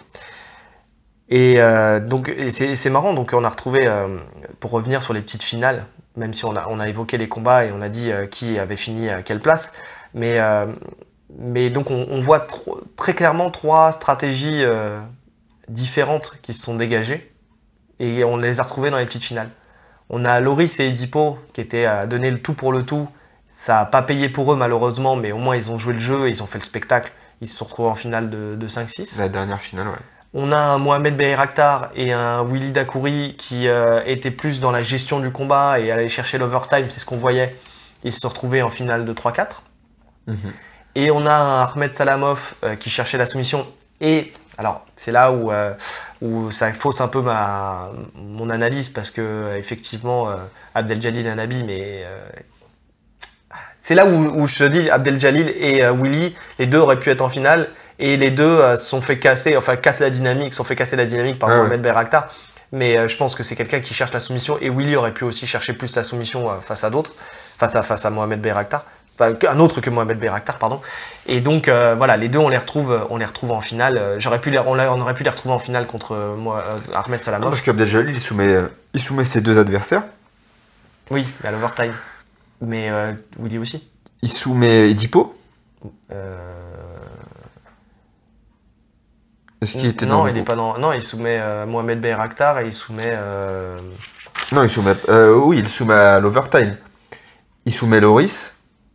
Il soumet Mohamed Bayraktar. Et Willy, il soumet Edipo et il soumet Mohamed Bayraktar.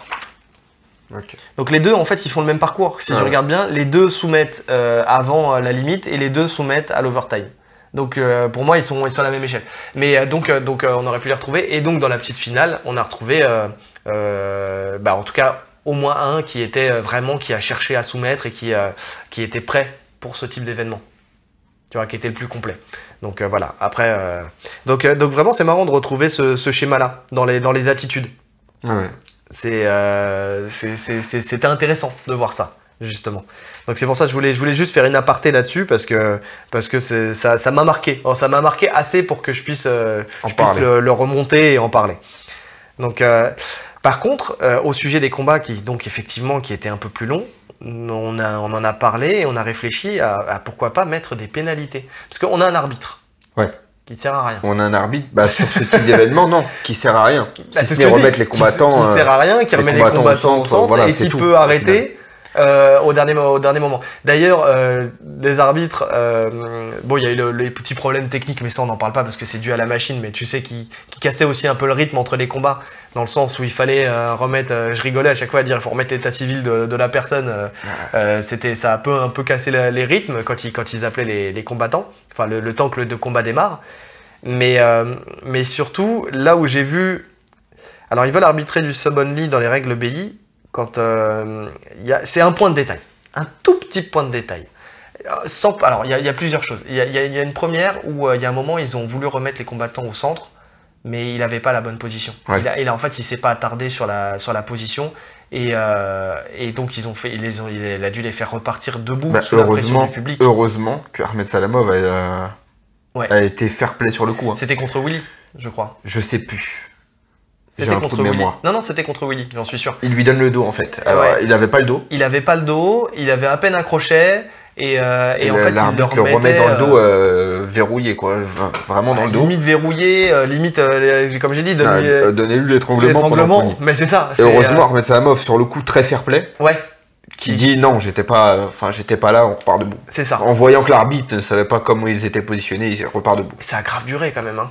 Parce qu'il a essayé, et en fait, Willy, à chaque fois, il râlait en disant, mais non, mais. C'est normal. Mais oui, c'était pas la bonne position, quoi. Enfin, il y a un moment, donc si tu Enfin, sais ça pas. se joue, à ce niveau-là, ça se joue vraiment sur des détails. Hein. Mais bien Donner sûr. le dos à une personne, c'est lui donner le combat quasiment. Bien sûr.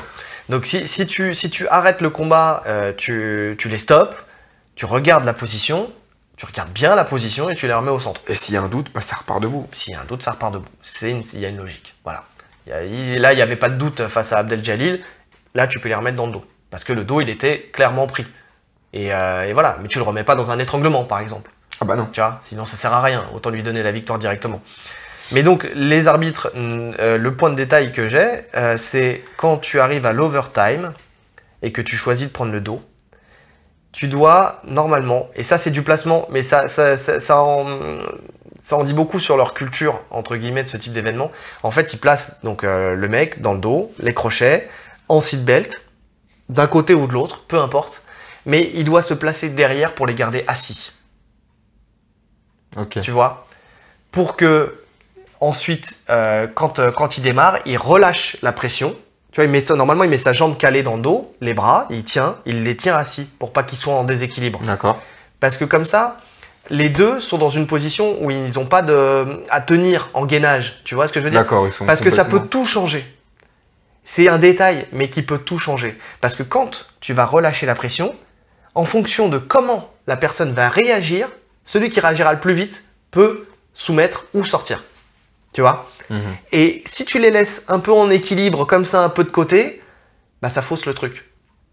Tu vois? Ouais. Parce que quand tu viens prendre un dos, tu le prends, en général, tu vas le chercher et après, tu te retrouves dans la position que tu as de fin en fonction de comment tu as été chercher le dos. Tu vois? Mais là, il faut que tu que te ça soit retrouves le dans plus une neutre possible. Exactement. Et le fait de ne pas s'être positionné de cette manière-là, ça retire la neutralité de la position. Tu vois? Ok. Non, j'ai pas fait attention à ça. Et ouais, et c'est vrai que j'ai oublié de t'en parler le jour J, mais effectivement, ça, je l'ai dit, mais je l'ai dit dans ma barbe. Et ça, et comme à chaque fois, bah, effectivement, il n'y avait que la possibilité de prendre le dos et pas le juji, je me suis dit, effectivement, là, il manque quelque chose. Il manque ce truc-là, c'est un détail, mais qui peut faire la différence. Mais donc, les arbitres, ils servent à quoi? Ils servent à remettre les combattants au centre, lancer le démarrage du combat, Pour la sécurité, s'il y a un étranglement, Exactement. une personne qui dort, etc. à arrêter le combat, donc en cas de soumission, à gérer l'overtime, mais sinon, après, c'est que des spectateurs du combat. C'est les mieux placés d'ailleurs. Et donc, Ils payent voilà. pas leur place. Et ils payent pas leur place. Ils sont même payés pour ça. En plus. Putain, les salauds. Et donc, et donc, en fait, là où on s'est dit qu'il pourrait avoir une action supplémentaire, c'est peut-être de pénaliser, quitte à même disqualifier. Au bout de 3 Au pénalités. bout de 3 ou 4, on peut laisser 4. Parce que normalement, c'est 4. C'est 1, 2, 3 et la quatrième, c'est bon. On peut laisser 4. 4 déjà, ça te laisse le temps de réagir et Ouais, c'est vrai. tu Ouais, vois. ouais. 3, ça peut aller très vite. 4 sur 10 minutes. Ouais, 4 tu vois. pénalités. Mais ça pourrait faire réagir. Alors, il y en a qui s'en foutent. Ça ferait réagir, mais ça obligatoirement. ferait réagir. Mais ouais. C'est obligé de faire réagir. Mais oui. Parce qu'un combat qui, comme on a vu les deux combats où il se passe rien, il y a un moment, il faut les actionner. Tu vois. Il faut les obliger à actionner. Il n'y a pas 36 000 façons de le faire. Parce que pour le coup, comme on a dit, ça peut tuer un événement. Mais oui. Ça peut tuer complètement un événement. On place 3 combats où il se passe rien sur une carte De 6 combats. de 6 combats, c'est fini quoi. Ouais. C'est pour le spectateur, c'est un calvaire. Oui. Alors pour ceux qui connaissent, déjà c'est long. Mais admettons qu'il y ait des personnes qui viennent assister pour la première fois à un événement de grappling, Oui. en se disant il va y avoir de la soumission, c'est compliqué. Ouais, et en plus de ça, c'est sur ces événements-là où on peut essayer d'attirer normalement des gens monde. qui ne maîtrisent pas. Excusez-moi, je me sers un petit verre d'eau. Ouais, et ils maîtrisent pas la bouteille. Ouais. Donc c'est sur ces événements-là, oui, on peut essayer de créer des vocations, parce que justement, il y a ce côté spectacle, il y a le côté où il y a de la musique, où il y a de l'éclairage, il y a vraiment ce truc qui peut t'attirer. Tu viens dans un théâtre. C'est ça. Tu viens pas dans un gymnase où t'as des mecs qui se baladent en slip parce qu'ils se déshabillent dans les gradins. Tu viens dans un gymnase. C'est une vraie sortie, quoi. C'est le soir. Voilà, avec un speaker, avec. Exact. Donc c'est là où tu te dis oui, là il y a quelque chose à faire. Tiens chérie, qu'est-ce que tu fais? Qu'est-ce qu'on fait ça, vendredi soir? Bah tiens, bah viens avec moi. Ou des potes. Tiens, bah, faire découvrir à des amis le sport. En plus, ils ont au début de l'événement, ça a commencé par un film. Oui. C'est une première fois que je vois ça. C'était pas mal. Ça change. Ça change. Alors il y avait malheureusement pas grand monde dans le public à ce moment-là. Les gens sont arrivés après le film. Mais oui, c'était un film sur Nicolas Plessis, je crois. Nicolas Plessis. Qui est un combattant de JJB aveugle. Qui tourne avec les valides. Ouais. Donc voilà, et respect à lui. C'est un reportage sur lui. Un ancien reportage, je l'avais déjà vu. Ouais, un ancien reportage parce qu'on a vu des gens qui sont ceinture noire aujourd'hui ou ceinture marron, qui étaient blanches, violettes. Donc voilà. Mais bon, c'était sympa, ça change.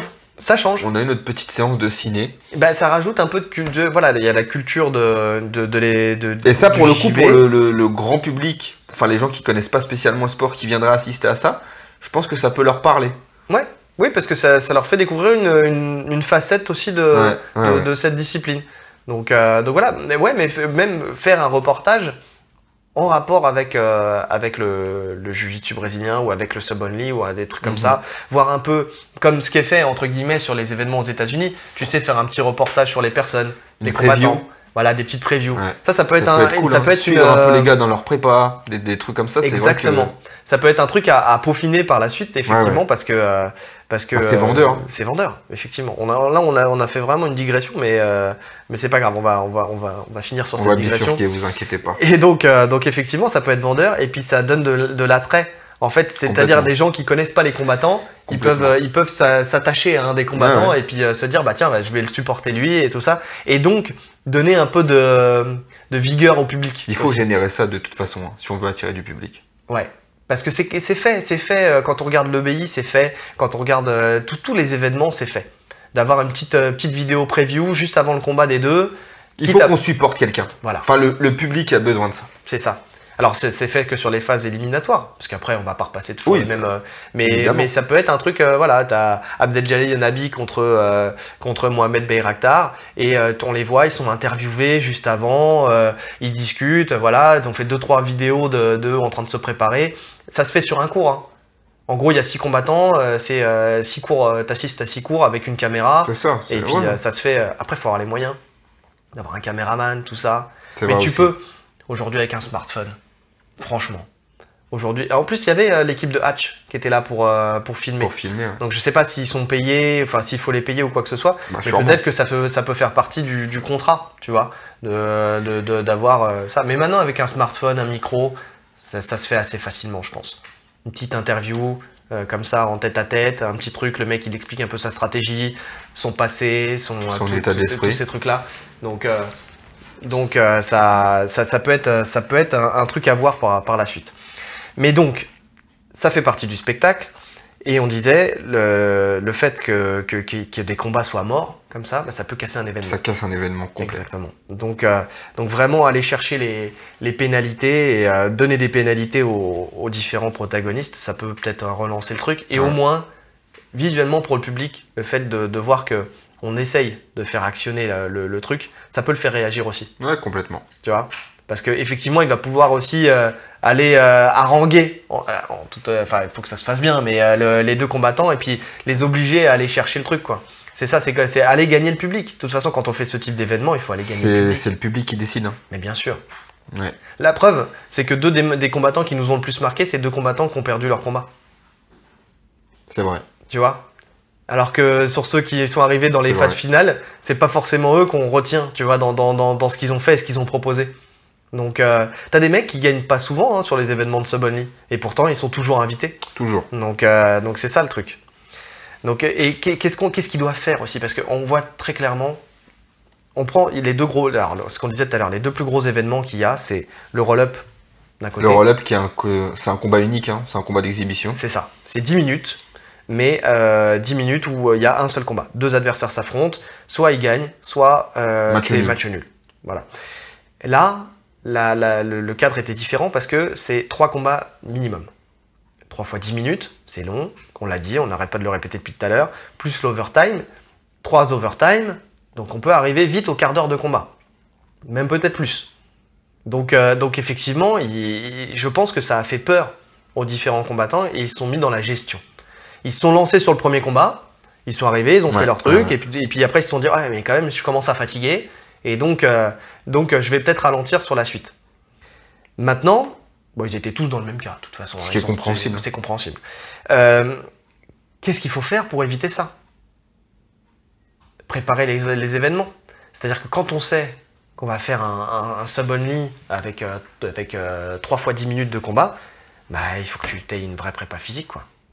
En tout cas, il faut que dans ton entraînement, même sans parler de prépa physique, il faut que tu te mettes dans les conditions. Parce que je pense qu'ils ont tous une... Oui, je pense qu'à ce niveau-là, ils se préparent tous physiquement. Ils étaient tous prêts physiquement. Mais oui. D'ailleurs, tu voyais, parce que moi, ce qui me frustrait, très clairement, c'est qu'ils étaient dans la retenue alors qu'ils n'étaient pas fatigués. En tout cas, visuellement. Ils n'étaient pas fatigués. Je ne peux pas me mettre à leur place, c'est facile à dire quand tu es dans ton siège. Mais tu sentais qu'ils en avaient sous le pied. Ouais. Qu'est-ce qu'on voit dans les événements de Sub-Only quand on regarde le BI aux États-Unis? On voit des mecs qui se donnent, et dans la dernière minute. Bah, en fait, ce que tu disais tout à l'heure avec Anabi contre Bayraktar, il a accéléré à la dernière minute. Ouais. Et bah, dans les événements américains, c'est complètement l'inverse. Sur 10 minutes, les mecs donnent tout sur 9 minutes. C'est ça. Et la dernière minute, une fois qu'ils voient qu'ils se soumettront quasiment plus, hein, ouais. Là, ça relâche, ils préparent leur overtime. C'est ça. Et en fait, je découperais même le truc en trois phases. Il y a les 5 premières minutes où les mecs ils se donnent vraiment. De 5 à 9, ils sont plus dans la gestion, mais dans la gestion même s'ils continuent à attaquer. Mais on sent que le rythme se réduit. Et dans la dernière minute, là, on sent qu'ils se mettent dans une position, ils sont un peu en train de respirer. Ils bougent un petit peu, mais voilà, ils préparent leur overtime. Et c'est là, à mon sens, si tu veux faire du sub-only et que tu veux faire ces règles-là de l'EBI, c'est le rythme qu'il faut adopter. Ouais. Et il faut être prêt à ça. C'est-à-dire que quand tu t'engages, quand tu signes, quand tu donnes ton nom, il faut que tu sois prêt à ça. Et là, j'ai l'impression qu'il y en a très peu qui étaient prêts à ça. Donc voilà. Et donc on disait, il y a la préparation, et puis l'intention, c'est ce qu'on est en train de dire, c'est vraiment se dire, j'y vais, quoi. J'y vais pour que je fasse le spectacle. On n'est pas encore trop dans cette culture. Vraiment où les mecs, ils arrivent, ils sont déjà dans le spectacle, ne serait-ce que dans leur entrée. Là, tu voyais qu'ils rentraient, ils se mettaient sur leur petit podium. Bah après, l'entrée, là, on peut pas vraiment parler d'entrée. L'entrée était trop courte pour parler vraiment d'entrée. Le chemin était trop court. Ouais, mais à l'EBI, c'est pareil. Ils sont tous les deux... Et en fait, il a repris exactement la même configuration. Ils sont sur leur estrade, ils attendent, et normalement, ils attendent mais bon, c'est parce qu'il y a plus de tours aussi, tu vois. Mais ils attendent sur leur estrade pendant que le combat d'avant est en train de tourner. Ah ouais? Ouais. Si tu regardes bien, ça j'avais fait attention à ça. En gros, t'as le combat d'après, pour que ça s'enchaîne plus rapidement, ils vont pas les chercher. Tu vois, là, il y a eu beaucoup de moments où ils l'appelaient et ils mettaient du temps à arriver. Je pense qu'ils récupéraient. Bah bien sûr, mais à juste titre. Très clairement, je pense que j'aurais fait la même chose. Mais donc ça, je le reproche pas. Surtout là, ça s'est beaucoup enchaîné avec ce système de poule. Mais en général, t'as les deux qui attendent sur le bord, dans l'ombre, pendant que les deux d'avant sont en train de combattre. Comme ça, dès que c'est fini, bouf, ça enchaîne. Merci, salut. Les prochains combattants sont, bouf, ils descendent. Ok. Tu vois. Et donc voilà, mais tu vois quand même certains qui viennent un peu déguisés, machin. Bon, c'est surtout les Garitonon, les mecs comme ça. La plupart, ils sont pas forcément comme ça, mais il y a une intention. C'est-à-dire que, je sais pas, tu les vois, il y a une interaction avec le public.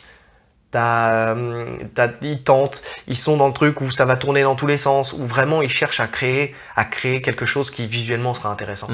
Alors, est-ce que c'est parce qu'aux États-Unis ils sont plus dans l'esprit du spectacle que nous? Est-ce que nous on est encore un peu trop jeunes à ce niveau-là? Bah sûrement. C'est aussi parce que c'est le début en fait là. C'est vraiment, on est aux prémices du sub-only. Et d'ailleurs, on peut se poser la question, pourquoi on a autant de mal à trouver des combattants qui fassent ce type d'événement. Surtout avec une prime aussi... Enfin, pour la France, ça reste une prime Bah, élevé. Vraiment importante, hein, 1000 Oui. euros. Oui. Alors l'année dernière, c'était 2000. Ok. Cette année, c'est 1000. Mais bon, 1000 balles... Déjà 1000 euros, c'est 1000 déjà... balles, c'est bien, hein, net d'impôt. 1000 balles, c'est intéressant. Alors, t'es pas sûr de la gagner. En fait, je pense que c'est ça. Est-ce que... Je sais pas si... ça, par contre, c'est une Est-ce question que je les me autres pose. combattants ont été payés? Est-ce qu'ils ont une petite prime?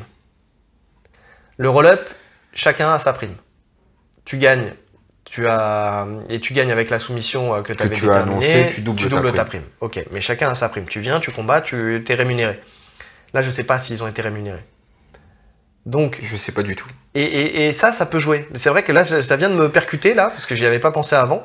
Mais si tu donnes une prime à chacun, bah, tu te dis, je gagne, je perds, c'est pas grave, j'ai de l'argent.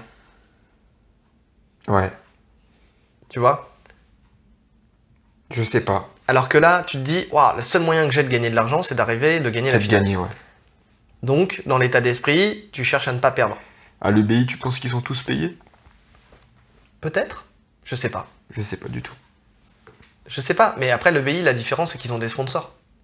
Oui, non, mais... Ils ont les moyens c'est de te clair qu'il y payer. a beaucoup plus d'argent à l'EBI que... Mais bien sûr, ils ont les moyens de te payer. Donc, est-ce qu'il faudrait pas trouver des sponsors? Tu sais, ne pas se baser que sur... Si tu veux que cet événement il devienne périn, je pense de toute façon qu'il faut trouver des sponsors. Il faut de l'argent. C'est le nerf de la guerre.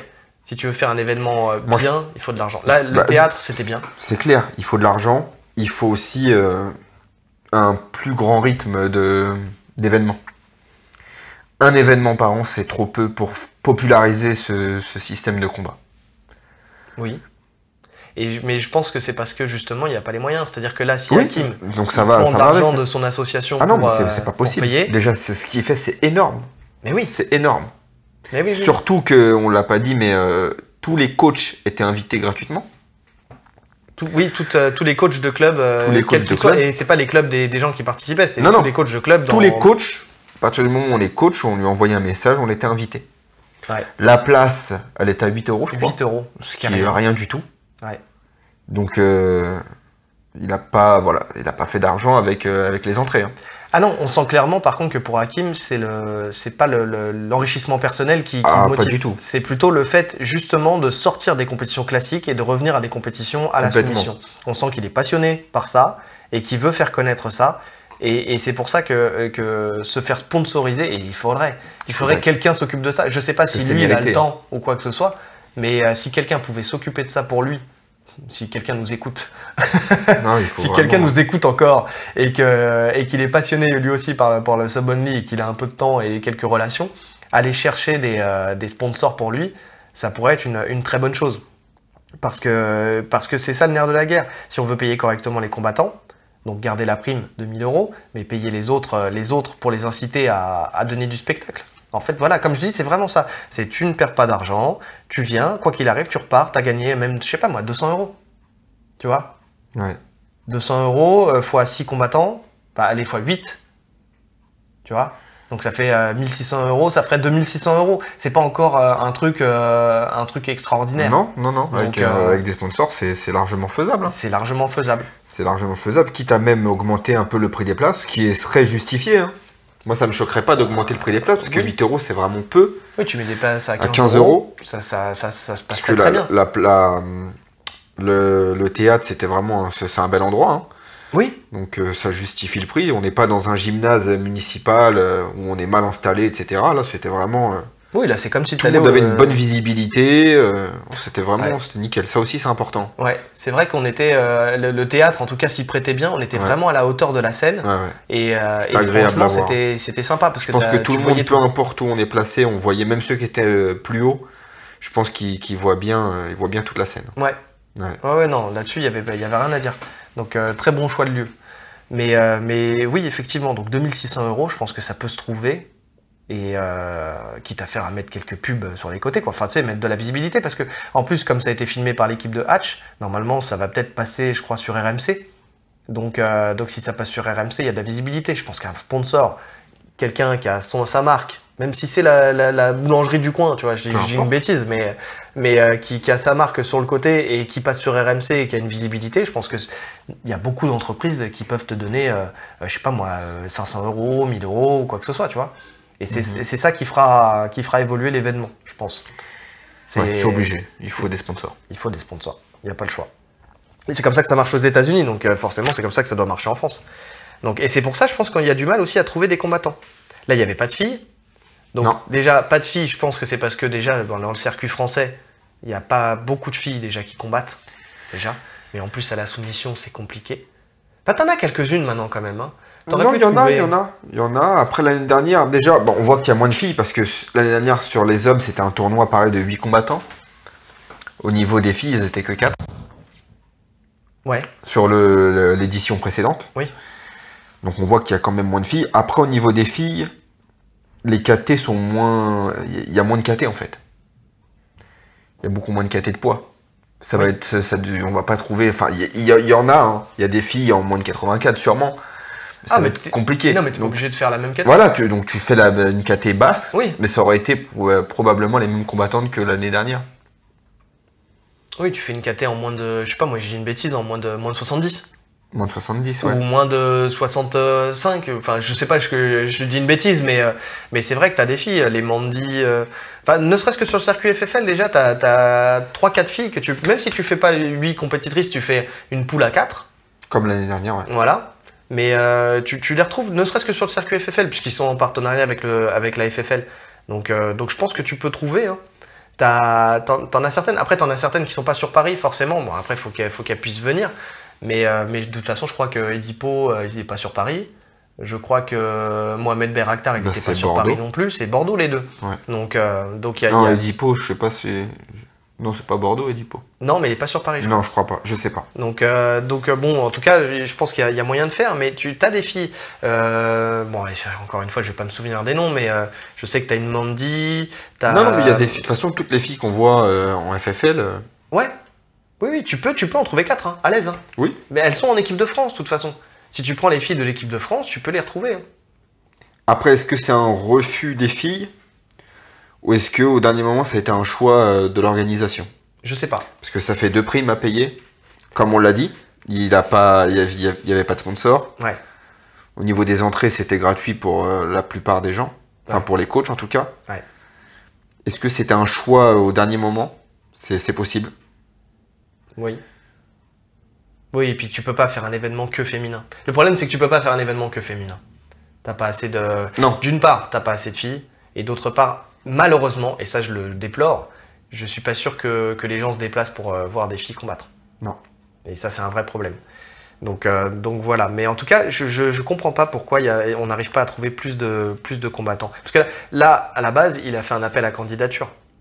Quand il y a eu la première blessure d'Abdul Abdouragimov, il y a eu sur les réseaux, il y a une demande pour trouver un remplaçant. Bon, c'était un peu en short notice, ok. Mais je pense qu'avec une prime de 1000 €, normalement, quelqu'un aurait dû dire ok, j'y vais quoi. Il y a des mecs qui s'entraînent toute l'année, qui peuvent faire ça. Quasiment tout le monde. Mais en fait, il y a des compètes tout le temps en grappe. Donc les compétiteurs, ils sont quasiment tout le temps prêts, quoi. Ouais. Mais je pense que ce qui doit faire peur, c'est les 3 fois 10 minutes. Il y en a plein qui se font un monde de ça et qui se disent ouais, de toute façon, je les tiendrai pas. Mais je les tiendrai pas, je sais pas. Ouais, hein. les 3 fois 10 minutes. Après, il y a aussi le fait d'être au centre de la scène. Hein. Il y en a peut-être qui aiment pas ça. Hein. Oui, oui. Combattre en compétition classique où il y a 6 aires de combat, où où personne nous regarde en fait. Oui. Tellement de monde que on regarde un combat, 2 secondes après on l'a oublié. C'est vrai. Là on est vraiment... c'est filmé. Comme tu as dit, ça passe probablement à la télé. Ouais. Tout ça, ça joue. Hein. Oui, il y en a plein qui pensent qu'ils vont s'afficher si jamais ils perdent. Psychologiquement, voilà, je me dis, je prends une grosse soumission ou si je fais une contre-performance, bah, ça va rester en tête. Ouais, mais alors que non, pas du tout, quoi. Ouais, mais... Parce que regardez, on vous le dit, encore une fois, les combattants qui nous ont le plus marqué, enfin parmi les combattants qui nous ont le plus marqué, c'est les combattants qui ont perdu. Ouais. Donc, ne partez pas. Et justement, et ça par contre on l'a déjà dit pour le roll-up, on l'a déjà dit pour pas mal de choses quand on a fait des choses sur le sub-only, ne partez pas dans le truc de je ne dois pas perdre, mais même pas je dois gagner, je dois faire le spectacle. Je dois faire un beau combat. C'est ça. En vrai, moi, je je m'en fous de savoir qui gagne. Je m'en fous de savoir qui va faire le plus grand nombre de combats à l'overtime et qui va soumettre à l'overtime. Moi, ce qui m'importe, c'est de savoir qui va me faire passer une bonne soirée. Exactement. Exactement. Mais oui. Donc allez-y, il y a plein de gens qui ont des styles un peu dynamiques, un peu acrobatiques et tout ça. Il y en a. Il y en a. Il faut juste que vous ayez l'intention d'y aller et de se dire ouais bah pourquoi pas quoi. Surtout que c'est pas là pour le coup, c'est pas comme le roll-up. Enfin, le roll-up, Malik je crois qui contacte les différents combattants où tu peux essayer de dire bah moi j'aimerais bien et puis après il dit oui ou non. Mais là pour le coup, c'était vraiment un appel à candidature. Donc tout le monde aurait pu au moins essayer de candidater quoi. Et je pense qu'il n'y a pas assez de monde qui veulent faire ce genre de truc. Et c'est dommage. T'en as plein, tu vois, par exemple, un Jassem, il aurait pu. Tu sais, peut-être candidater, mais est-ce qu'il a eu l'info? Ça, je sais pas. Parce que comme ça passait par Facebook, après, il faut que les gens soient en lien aussi sur Facebook. Après, il faut que les gens parlent entre eux, machin. Ouais. Et puis, Bon, après, tout le monde a Facebook. Hein. oui, tout le monde a Facebook, mais tout le monde n'est pas ami avec la personne. Enfin, tu vois, et après, il y a des groupes. Voilà, Il y a des groupes dans maintenant. Les groupes, quasiment. Mais, on connaît tous quelqu'un qui connaît quelqu'un qui a partagé. Enfin, le cousin d'un cousin. Exactement. Ouais, c'est vrai. Non, mais je pense que voilà, c'est un petit milieu quand même le JB. Hein. Ah, quand il y a une info, on est vite au courant. Alors, qu'est-ce qui explique ça? Je sais pas. Je sais pas du tout. Ouais. Moi, je pense très clairement que c'est les 3 fois 10 minutes qui font peur. Je sais pas, parce que les mecs, quand ils font des compètes, qu'ils enchaînent 5-6 combats, ils ont pas plus peur que ça. Hein. Ben oui, mais en fait, même si je dis je pense que c'est ça qui leur font peur, je suis pas en train de dire que c'est justifié. Ouais. Et justement, là, on vous le dit, vous faites pire. Vous faites des Europes à 7 combats. Enfin, tu vois, pour certains. Donc allez-y, tentez votre chance. Quand vous êtes ceinture noire, de toute façon, vous combattez en 10 minutes. Ouais. Les combats de ceinture noire, c'est 10 minutes. Qu'est-ce qui fait peur? Allez-y, tentez votre chance. Puis en plus de ça, il y a de fortes chances pour que les combats ils aillent pas jusqu'au bout, puisque si vraiment vous travaillez dans le sens, voilà, c'est travailler dans le sens à l'entraînement pendant 2 mois. Hein, pendant 2 mois, vous faites que ça, que de la soumission, vous jouez le jeu de la soumission dans votre club, vous serez prêt. Hein. Parce que c'est vrai que la gestion, le cardio, il est différent. Quand tu fais un combat de 10 minutes et que tu es là, que tu marques 2 points, tu bloques, hein, tu passes une garde, tu bloques. Non, c'est pas pareil. C'est pas du tout le même rythme. Là, il y a beaucoup plus de flow, tu vois. Mais si il est censé y avoir beaucoup plus de flow. Eh oui, mais si tu t'amuses à le faire régulièrement et que tu travailles là-dessus, bah vas-y. Et effectivement, ouais, il faudrait plus d'événements.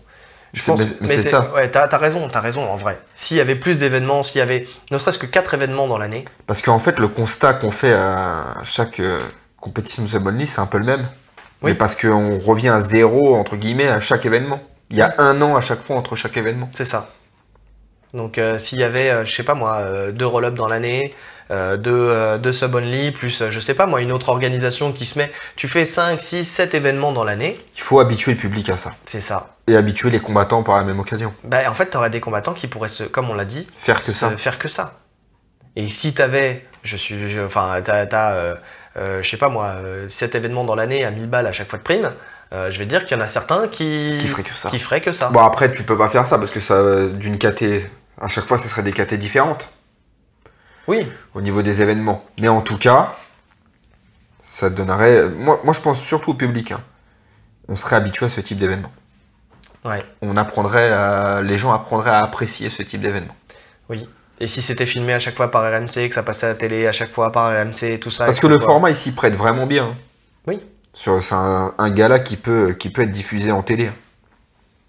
Ah oui, très clairement. Oui. Bien plus qu'une compétition classique où il y a plein de tapis, etc.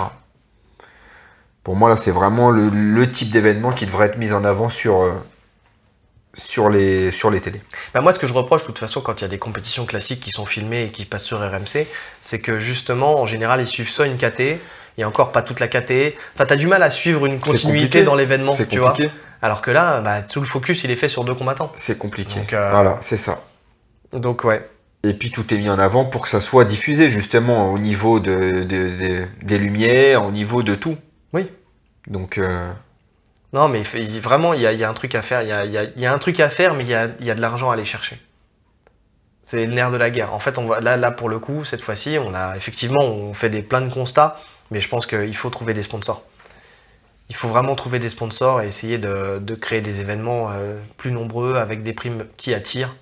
1000 euros, ça attire. Hein. Mais 1000 des euros, primes pour tout le monde. 1000 euros, c'est très bien. Donc voilà. Mais en tout cas, on n'est pas déçus du tout d'avoir participé à cet événement parce que c'était un bel événement. On a... Nous, on est fans. Oui, on est fan de Sub Only. Donc si on doit choisir entre un événement de Sub Only et un événement classique, on l'a déjà dit, on choisira le Sub Only toujours. Dans notre pratique, on préfère le Sub Only d'ailleurs au fait de travailler au point, ça c'est sûr. Mais en tout cas, voilà, même si on a un petit regret sur les 2 combats de Mohamed Bayraktar, dans l'ensemble, ça a été quand même un bel événement qu'on a pris plaisir à regarder. Et on attend avec impatience le prochain, en espérant qu'il se fasse assez rapidement. Là, on sera présent normalement au roll-up qui aura lieu le 7 mars.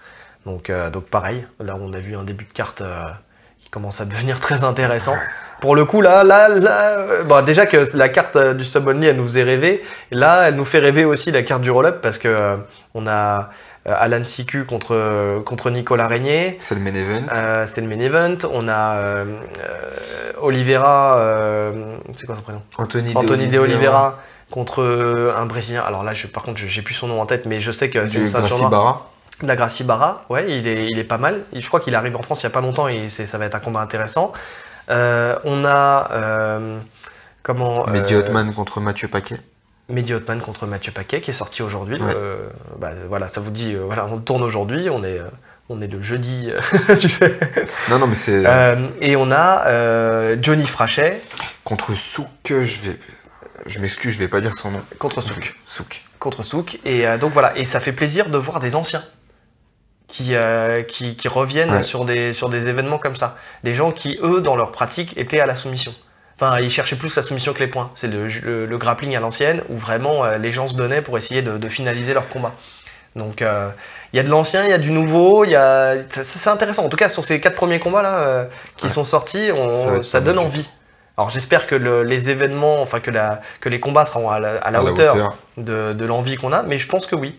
Parce que déjà, Alan Siku, qui d'ailleurs a gagné... remporté la première édition du Sub Only. Exactement, en soumettant ses adversaires. Et en grosse performance, en soumettant Nicolas Blumenthal, qui n'avait pas été soumis de l'événement. Et avec une très belle soumission, parce qu'il avait mis un juji à partir du dos en overtime. Ouais. Donc ça présage du bon. Ça présage vraiment du bon et ça donne envie de voir cet événement. Donc voilà, bien sûr, on fera le débrief, ça sera l'objet de notre prochain podcast. C'est ça, dans moins d'un mois maintenant. Moins d'un mois, ouais, parce que... Donc voilà, on a hâte, on va essayer de se relancer. Alors à chaque fois, on va arrêter de le dire, je crois, parce qu'à chaque fois on dit on va être plus régulier, machin et tout ça. On va le faire, on va arrêter de le dire. Voilà, on va faire en sorte... On a quelques sujets en réserve là. Ouais. Quelques sujets intéressants. 2. On a 2 sujets intéressants. Voilà, 2 sujets. Mais ça laisse le temps d'aller en chercher d'autres. Exactement. Donc voilà. Bon, en tout cas, voilà, c'était un plaisir de se remettre derrière le micro et de faire ce débrief du Sub Only.